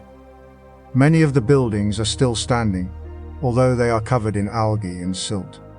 Archaeologists have also uncovered a wealth of artifacts, providing valuable insights into the daily lives of the city's residents. These artifacts include pottery, porcelain, metal tools, and jewelry. Among the most significant discoveries at Xichen are the numerous examples of Song dynasty porcelain. The porcelain recovered from the site is of exceptional quality, showcasing the advanced ceramic techniques of the period. Archaeologists have uncovered a variety of porcelain objects, including vases, bowls, plates, and figurines. These objects are often decorated with intricate floral patterns, geometric designs, and depictions of animals and humans. The porcelain objects provide valuable insights into the aesthetic preferences and artistic skills of the Song dynasty. In addition to porcelain, archaeologists have also uncovered a wealth of other artifacts, including metal tools, weapons, and jewelry. These artifacts provide insights into the economic and social life of the city's residents. The underwater archaeological work at Xichen is a challenging undertaking. Archaeologists must contend with poor visibility, strong currents, and the risk of damaging fragile artifacts.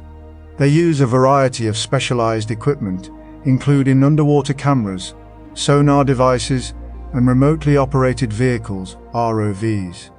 They also employ meticulous excavation techniques to carefully remove sediment and expose artifacts. The archaeological discoveries at Xichen continue to shed light on the history and culture of the Song dynasty. The site is a unique and valuable resource for archaeologists, historians, and cultural enthusiasts alike. Future research at Xichen promises to reveal even more secrets about this remarkable submerged city. Baia, a name that conjures images of indulgent pleasures and unparalleled luxury. This wasn't just a town, it was the resort destination for the Roman elite. Think of it as their Riviera, their Hamptons, but on a scale and with a decadence that we can scarcely imagine today. Situated in the Gulf of Naples, Baia became popular during the reign of Emperor Augustus, and its popularity only grew from there.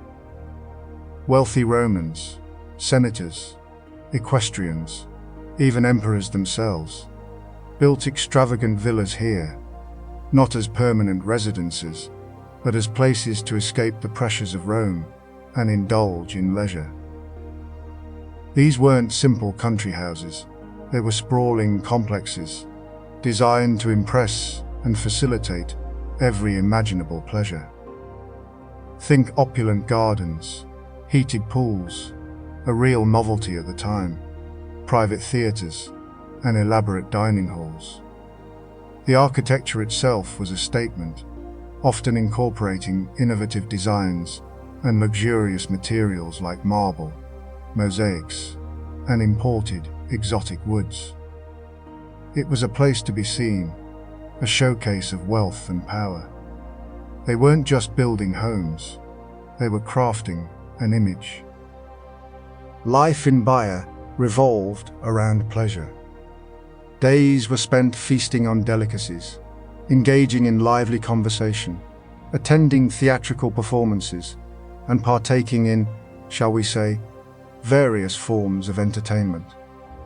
The city became notorious for its elaborate banquets, where guests would compete to outdo each other with displays of wealth and extravagance. Pliny the Elder in his Natural History, famously described Baia as a place where every kind of luxury was enjoyed. Think mountains of oysters, exotic fruits imported from distant lands, and wines that cost fortunes. But it wasn't just about indulgence. Baia was also a hub for political intrigue. Emperors and senators would gather here, ostensibly for leisure, but in reality, to plot, negotiate, and consolidate their power. It was a place where fortunes were made and lost, and where reputations could be easily tarnished. The atmosphere was often described as one of reckless abandon, where morals were often cast aside in the pursuit of pleasure. The villas themselves were designed to reflect this opulent lifestyle.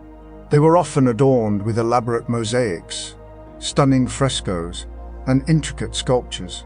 The gardens were equally impressive, featuring exotic plants, cascading fountains, and breathtaking views of the Bay of Naples.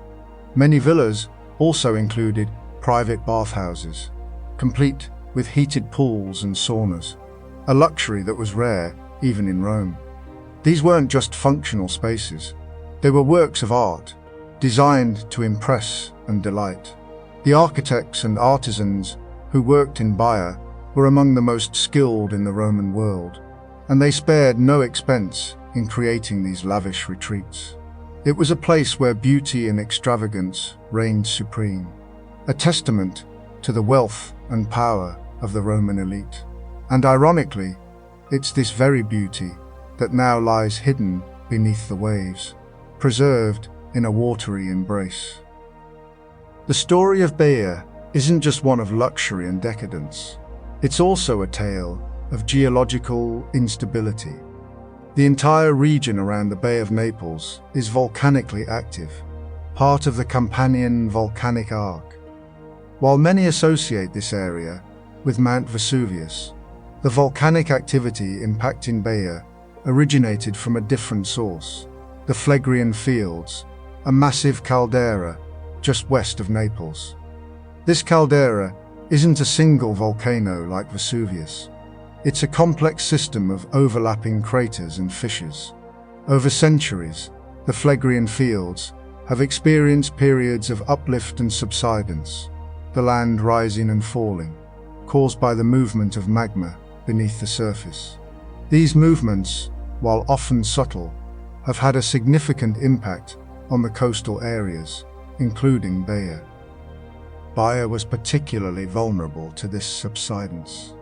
The land beneath the city began to sink at an alarming rate, slowly but relentlessly dragging the villas and infrastructure down into the sea.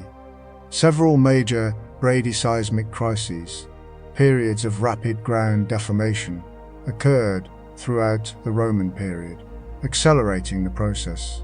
In 1538, a particularly devastating crisis caused a significant portion of Baia to be submerged. This wasn't a sudden cataclysm like the eruption of Vesuvius. It was a gradual process, spanning centuries. Buildings would crack, foundations would crumble, and entire sections of the city would slowly disappear beneath the waves. It's a grim irony that the very luxury and indulgence of Baia may have contributed to its downfall. The construction of heavy villas and infrastructure, coupled with the unstable geological conditions, likely exacerbated the subsidence. By the Middle Ages, much of Baia lay beneath the sea, forgotten and lost to history. The coastline continued to change, and the city's once grand villas were gradually swallowed by the waves. Today, the underwater archaeological site of Baia is a unique and fascinating place, offering a glimpse into the lost world of Roman luxury. The site is constantly being reshaped by the ongoing geological activity, and archaeologists are working tirelessly to document and preserve what remains. It's a poignant reminder of the power of nature and the fragility of human civilization. The ruins aren't pristine, they're fragmented, weathered, and covered in marine life. But this very decay adds to their allure, creating a hauntingly beautiful landscape that transports you back in time. The rediscovery and excavation of Baia's submerged villas has been a gradual process, spanning centuries. Early divers and treasure hunters occasionally stumbled upon fragments of mosaics and statues, but it wasn't until the 20th and 21st centuries that systematic archaeological investigations began. The challenges of excavating underwater are immense. Visibility is often limited, currents can be strong, and the delicate artifacts are vulnerable to damage. Archaeologists use a variety of techniques, including underwater mapping, photogrammetry, and remote sensing, to document and preserve the site. Specialized equipment, such as airlifts and water dredges, are used to carefully remove sediment without disturbing the artifacts. One of the most remarkable discoveries at Baia is the Villa dei Pisoni, named after the Pisonian conspiracy against Emperor Nero. This opulent villa was believed to be the site of the plotters' meeting and may have been deliberately destroyed by Nero as a result. The villa featured elaborate mosaics, stunning frescoes, and a network of underground tunnels. Other notable villas include the Villa Felice, known for its beautifully preserved mosaics, and the Villa delle Ninfe, which featured a private bathing complex and a stunning nymphaeum, a grotto dedicated to the nymphs. The artifacts recovered from these villas provide invaluable insights into the lives of the Roman elite, their tastes, their customs, and their political intrigues. Today, archaeologists are increasingly using advanced technologies, such as 3D modeling, virtual reality, and augmented reality, to reconstruct and visualize the submerged ruins of Baia. These technologies allow visitors to experience the site in a whole new way, immersing themselves in the world of ancient Rome. The underwater archaeological site of Baia is not just a treasure trove of artifacts. It's a window into the past, offering a unique and fascinating glimpse into the lives of those who once inhabited this opulent city. It's a reminder of the power of nature, the fragility of human civilization, and the enduring legacy of the Roman Empire. Heracleion, also known as Stonis, wasn't just another ancient port city. It was a critical nexus point for trade and cultural exchange in the ancient world, particularly during the Hellenistic period. Its location, at the mouth of the Nile Delta, made it the primary port of entry for goods coming into Egypt from the Mediterranean and beyond. Think of it as the ancient equivalent of a major international airport and harbour combined. This wasn't simply a place for goods to pass through, but a melting pot of cultures. Egyptian, Greek, and Roman influences blended within its walls. Its prosperity stemmed from its role in controlling the flow of trade between the Mediterranean world and the rich interior of Egypt. Goods like papyrus, linen, glass, and gold flowed through Heracleion, making it a vital economic engine for the Ptolemaic kingdom. Understanding its historical importance means realizing that its fate was intrinsically linked to the rise and fall of empires and the ebb and flow of global commerce. It wasn't merely a geographical location, it was a dynamic player in the ancient geopolitical landscape. We'll explore this in greater depth, but for now, imagine the bustling harbour filled with ships from distant lands, their holds brimming with exotic goods. The city's religious significance was equally profound.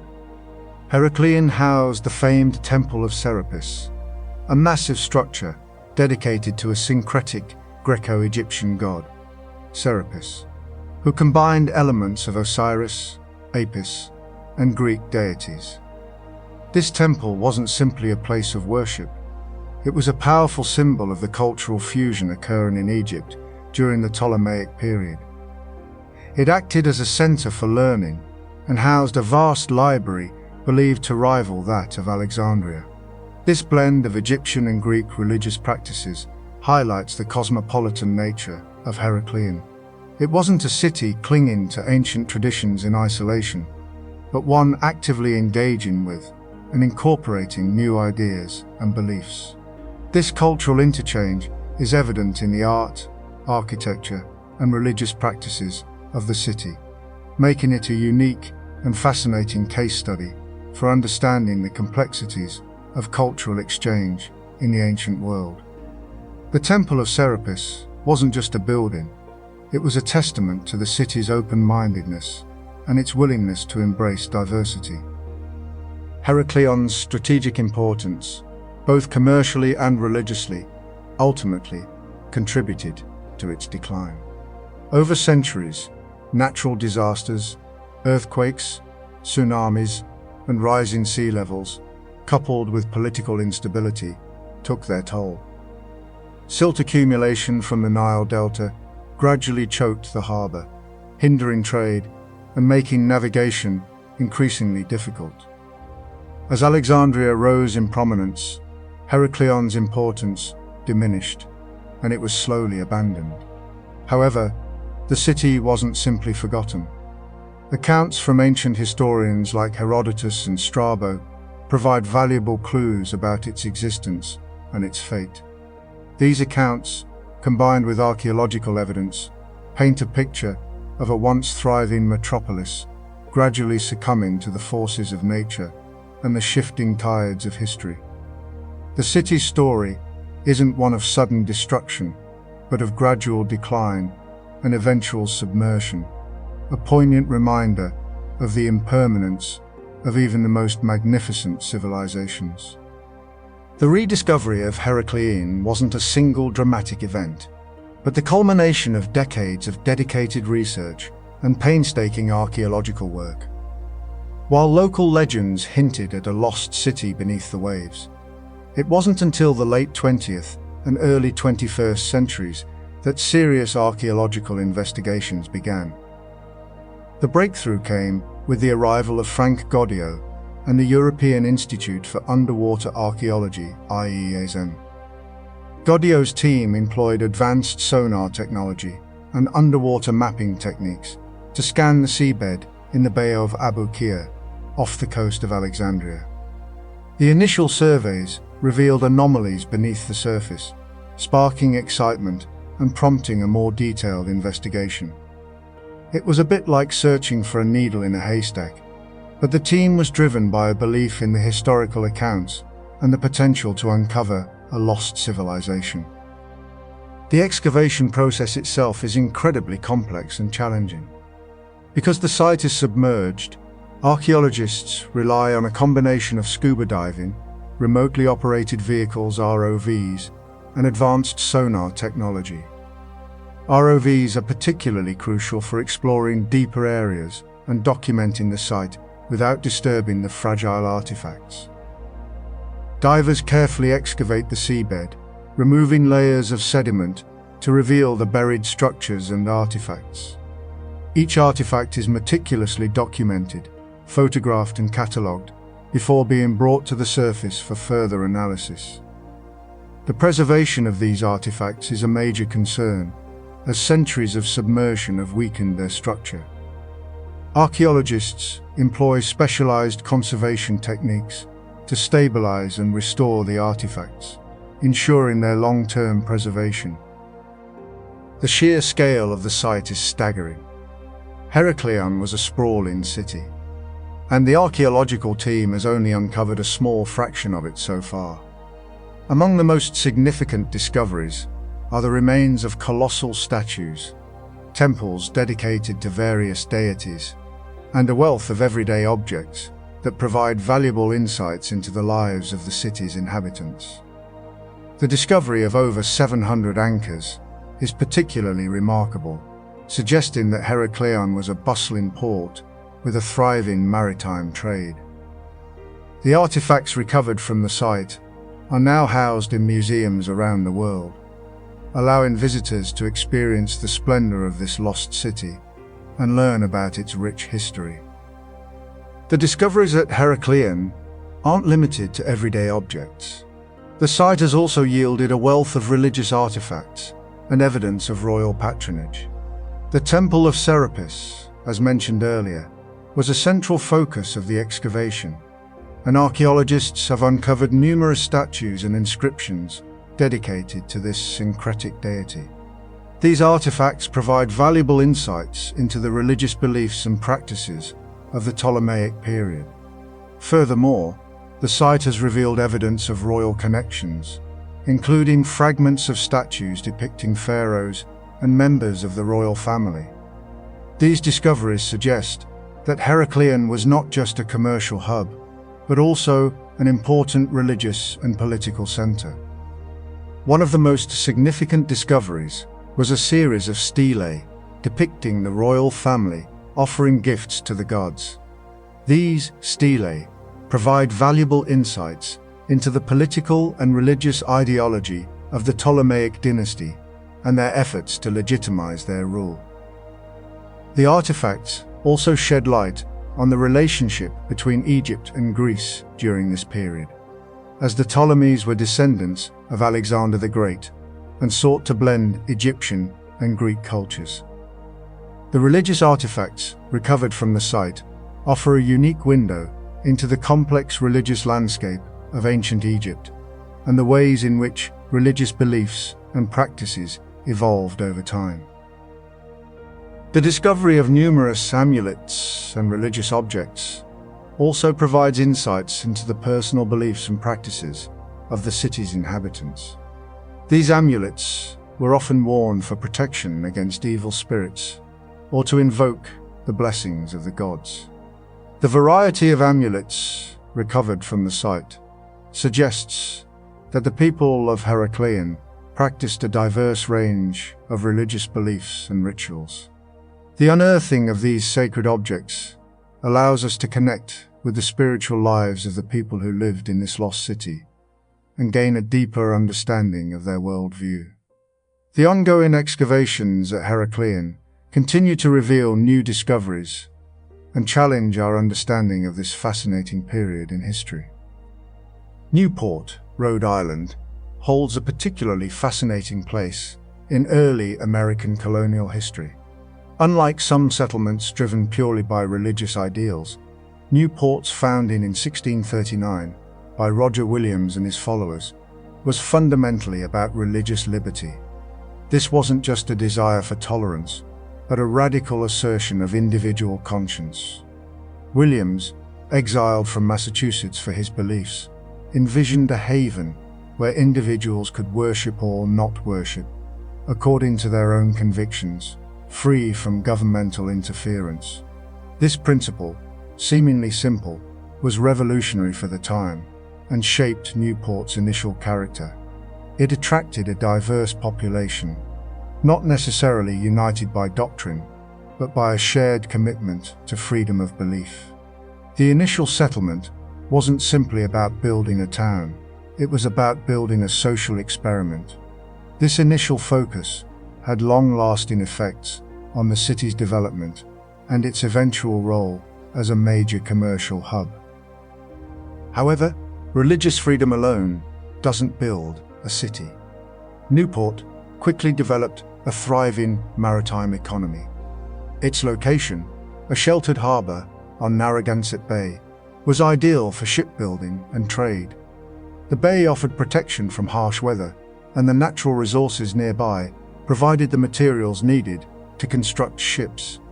This led to a boom in shipbuilding, and Newport soon became one of the leading shipbuilding centers in the colonies. This wasn't just about building vessels, it was about creating a complex industry that involved skilled craftsmen, shipwrights, carpenters, sailmakers, and more. This generated wealth and attracted further immigration, creating a virtuous cycle of growth. The early economy wasn't solely reliant on exports either. A significant portion focused on re-exporting goods from other colonies and Europe, establishing Newport as an important link in the transatlantic trade network. But prosperity also brought challenges. Newport, like many colonial ports, became entangled in the triangular trade, a complex system involving the exchange of goods between the Americas, Europe, and Africa. While Newport's involvement wasn't as extensive as some other ports, it undeniably participated in this system. Ships departed Newport with colonial goods, lumber, agricultural products, bound for Europe. They'd then transport manufactured goods and, tragically, enslaved Africans to the Americas. This participation, while contributing to Newport's wealth, came at a horrific human cost. Understanding this aspect of Newport's history is crucial. It's a sobering reminder of the complex and often brutal realities of the colonial era. It wasn't a simple narrative of progress. It was a story interwoven with exploitation and suffering. Archaeological evidence from underwater sites around Newport provides tangible proof of the city's bustling commercial activity. Numerous shipwrecks discovered in Narragansett Bay have yielded a remarkable array of artifacts, ceramics, glassware, metal objects, and even organic remains. These aren't just random items. They represent the cargo that once passed through Newport's port. Analysis of these artifacts can reveal not only what was being traded, but also where the goods originated. For example, the discovery of Delftware pottery, originating from the Netherlands, confirms Newport's direct trade connections with Europe. Similarly, the presence of West African textiles and beads provides further evidence of the triangular trade. The sheer volume of these artifacts speaks volumes about the intensity of commercial activity in Newport during the 18th century. Even seemingly mundane objects, like ballast stones, offer valuable insights. Ballast was used to stabilize ships, particularly when they weren't carrying a full cargo. Analysis of the types of stone used as ballast can reveal the origin of the ship and its previous ports of call. For example, the discovery of ballast stones originating from the Caribbean suggests that Newport ships frequently sailed to and from the West Indies. Furthermore, the distribution of these ballast stones across different shipwreck sites can help archaeologists reconstruct trade routes and patterns of maritime traffic. It's a surprisingly detailed record preserved on the seabed. The remains of wharf structures themselves are also incredibly informative. Archaeological excavations of submerged wharf sites have revealed the construction techniques used by colonial shipwrights. The types of wood used, the methods of joinery, and the overall design of the wharves provide valuable insights into the shipbuilding industry and the logistical challenges of handling cargo. These submerged structures aren't just remnants of the past. They're tangible evidence of the ingenuity and skill of colonial craftsmen. Analysis of wear patterns on the wharf timbers can even reveal the types of ships that frequented the port and the volume of goods that were handled. Archaeological discoveries aren't limited to large-scale commercial goods. Everyday objects, personal items lost or discarded by the inhabitants of Newport, provide fascinating glimpses into daily life. Clay tobacco pipes, for example, are incredibly common finds at underwater archaeological sites. These weren't just smoking devices. They were a social accessory, a symbol of status, and a reflection of changing cultural trends. The style and materials used to manufacture these pipes can tell us about the economic status of their owners and their connections to broader trade networks. Small details like these help us move beyond abstract historical narratives and connect with the people who lived in Newport. Personal grooming items, combs, buttons, jewelry also offer valuable insights. These objects reveal information about personal hygiene, fashion trends, and social status. The materials used to manufacture these items can tell us about the availability of resources and the extent of trade connections. Even the wear patterns on these objects can reveal information about the daily activities of their owners. It's a surprisingly intimate connection to the past, allowing us to imagine the lives of the people who once used these items. This is archaeology as storytelling, bringing history to life through tangible objects. Finally, the analysis of food remains. Animal bones, plant seeds, shellfish shells provides valuable insights into the diet and culinary practices of Newport's inhabitants. The types of animals consumed, the methods of food preparation, and the availability of different ingredients all tell us about the economic status, cultural preferences, and environmental conditions of the time. This isn't just about what people ate, it's about how they lived, how they interacted with their environment, and how they shaped their own destinies. By piecing together these fragments of the past, we can gain a richer and more nuanced understanding of the lives of the people who once called Newport home. Before we even think about getting our wetsuits on, underwater archaeology relies heavily on what we call remote sensing. Think of it as getting a first look without physically disturbing anything. It's about gathering information from a distance. One of the most common tools is sonar, sound navigation and ranging. We send out sound waves, and by analyzing how they bounce back, we can create a picture of the seafloor. It's not a visual photograph, but a map of elevations and shapes. Different materials reflect sound differently, so we can often identify potential archaeological sites, shipwrecks, submerged buildings, even ancient harbors. Side-scan sonar is particularly useful as it creates a wider image, like a radar for the ocean floor. These images can be quite grainy initially, but with processing, they reveal remarkable detail.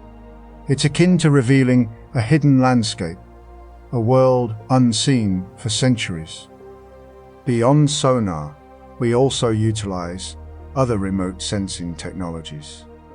Magnetometry is incredibly useful for locating ferrous objects, anything containing iron.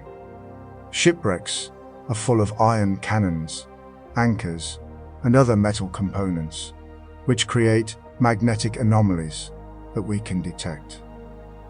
LiDAR, light detection and ranging, uses laser light to create incredibly detailed 3D models of the seafloor and any structures on it. It's especially valuable in shallower waters where light penetration is good. Multispectral imaging analyzes different wavelengths of light, allowing us to identify materials based on their spectral signatures. For example, ancient pottery often has a different spectral signature than the surrounding sediment.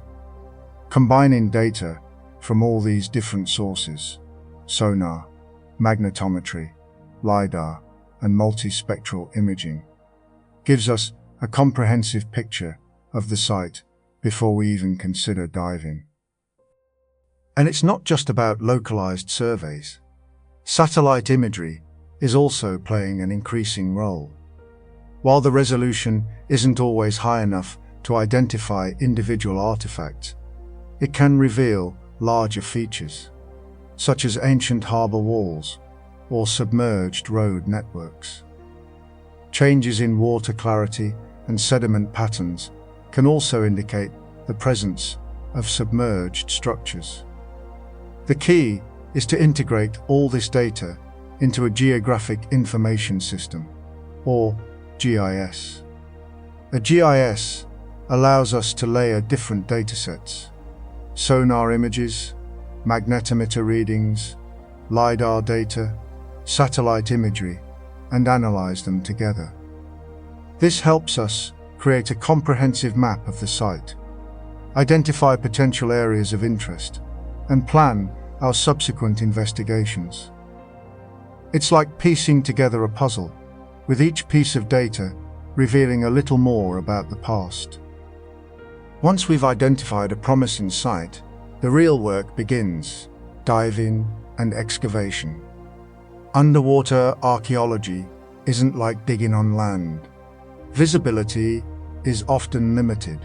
Currents can be strong, and working in a three-dimensional space requires specialized techniques. We never simply grab artifacts. The first step is careful mapping and documentation. We create a grid system over the site and meticulously record the location of every artifact we find. This is typically done using underwater slates and pencils, but increasingly we're using digital mapping systems. Then we begin the process of desedimentation. We carefully remove the layers of sediment that have accumulated over the artifacts, using tools like water jets and airlifts. These tools use water pressure to gently lift the sediment away without damaging the artifacts. Once an artifact is exposed, we carefully document it, photographing it, drawing it, and describing it in detail.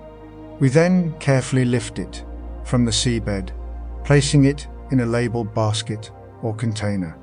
It's crucial that we don't disturb the surrounding sediment or artifacts. We meticulously screen all the excavated sediment to ensure that we don't miss any small artifacts or ecofacts, things like bones, seeds, or shells, that can provide valuable information about the site. The entire excavation process is painstakingly slow and requires a high level of skill and patience. It's not about finding treasure, it's about recovering information and reconstructing the past. Each artifact, no matter how small or insignificant it may seem, can tell us something about the people who used it, the world they lived in, and the events that shaped their lives. For larger artifacts, like wooden beams or ship hulls, we often use lifting bags, inflatable bags that are filled with air to provide buoyancy.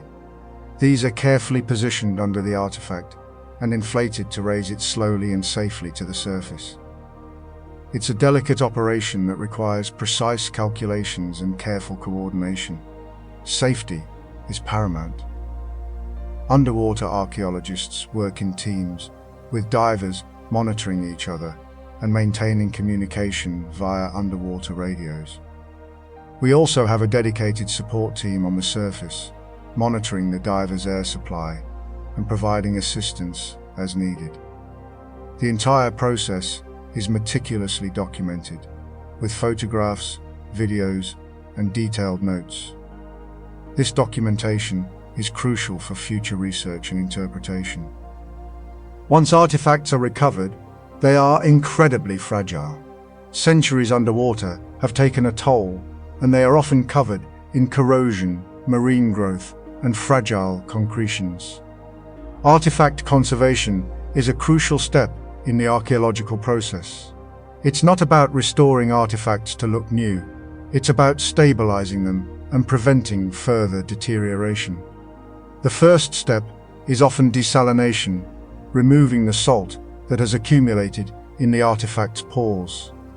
Salt is incredibly damaging, as it can cause the artifact to crumble and disintegrate. This is typically done by soaking the artifact in a series of freshwater baths, gradually reducing the salt concentration.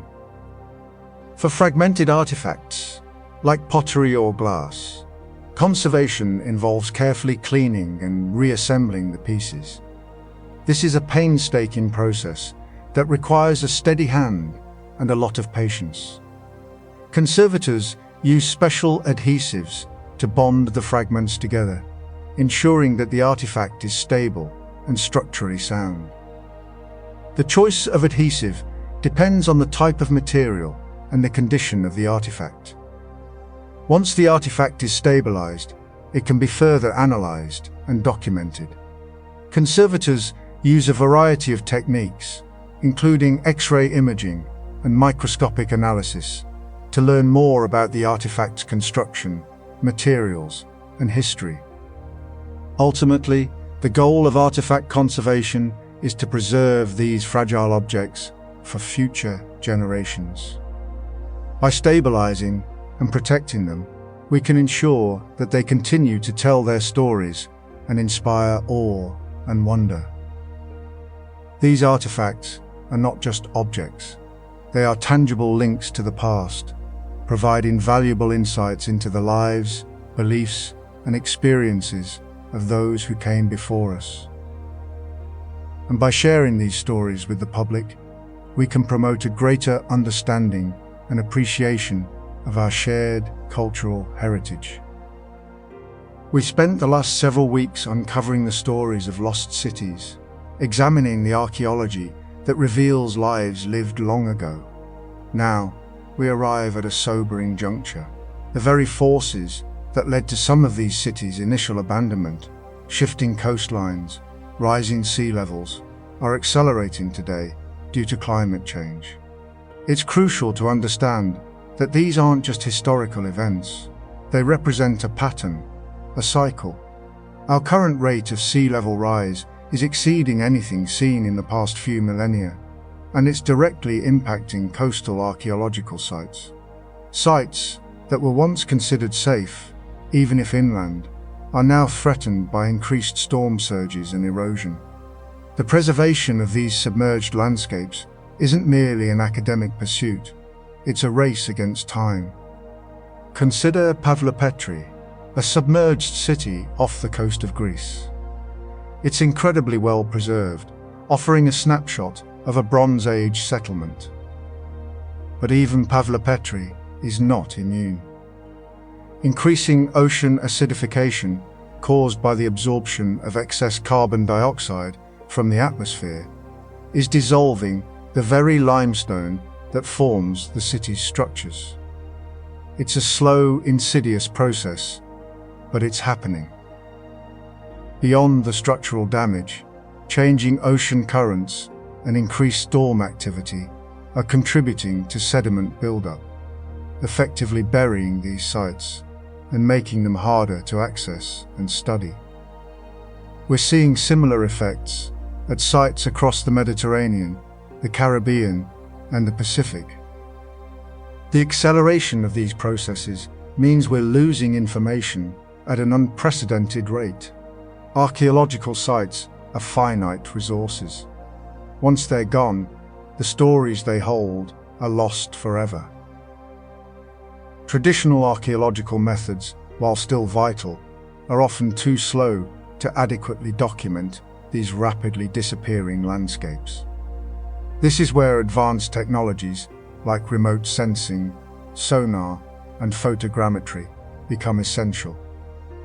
These tools allow us to create detailed 3D models of submerged sites before they're further damaged, preserving a virtual record for future generations. However, technology alone isn't enough. It requires funding, expertise, and a concerted global effort. The first step in preserving our submerged past is, of course, documentation. As we discussed, non-invasive techniques are paramount. Detailed sonar surveys, aerial LiDAR scans, and high-resolution underwater photography are creating invaluable datasets. These datasets aren't just for archaeologists, they are also being shared with coastal managers and policymakers to inform decisions about coastal development and erosion control. The goal isn't necessarily to prevent all erosion, which is often unrealistic, but to mitigate its impact and prioritize the protection of the most vulnerable sites. Beyond documentation, physical protection measures are being explored. Artificial reefs can act as breakwaters, reducing wave energy and protecting vulnerable sites from erosion. However, these structures must be carefully designed to avoid damaging the archaeological remains or disrupting the local ecosystem. Another promising approach is the use of geotextile tubes, essentially large, permeable sandbags, to stabilize eroding shorelines and protect buried sites.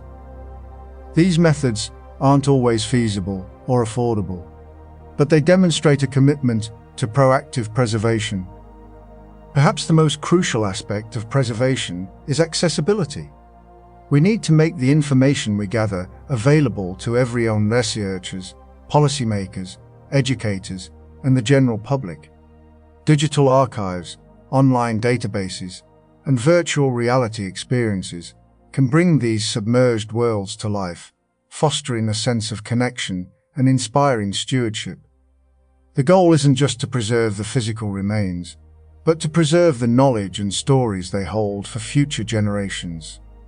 This requires collaboration, funding, and a shared commitment to protecting our submerged heritage.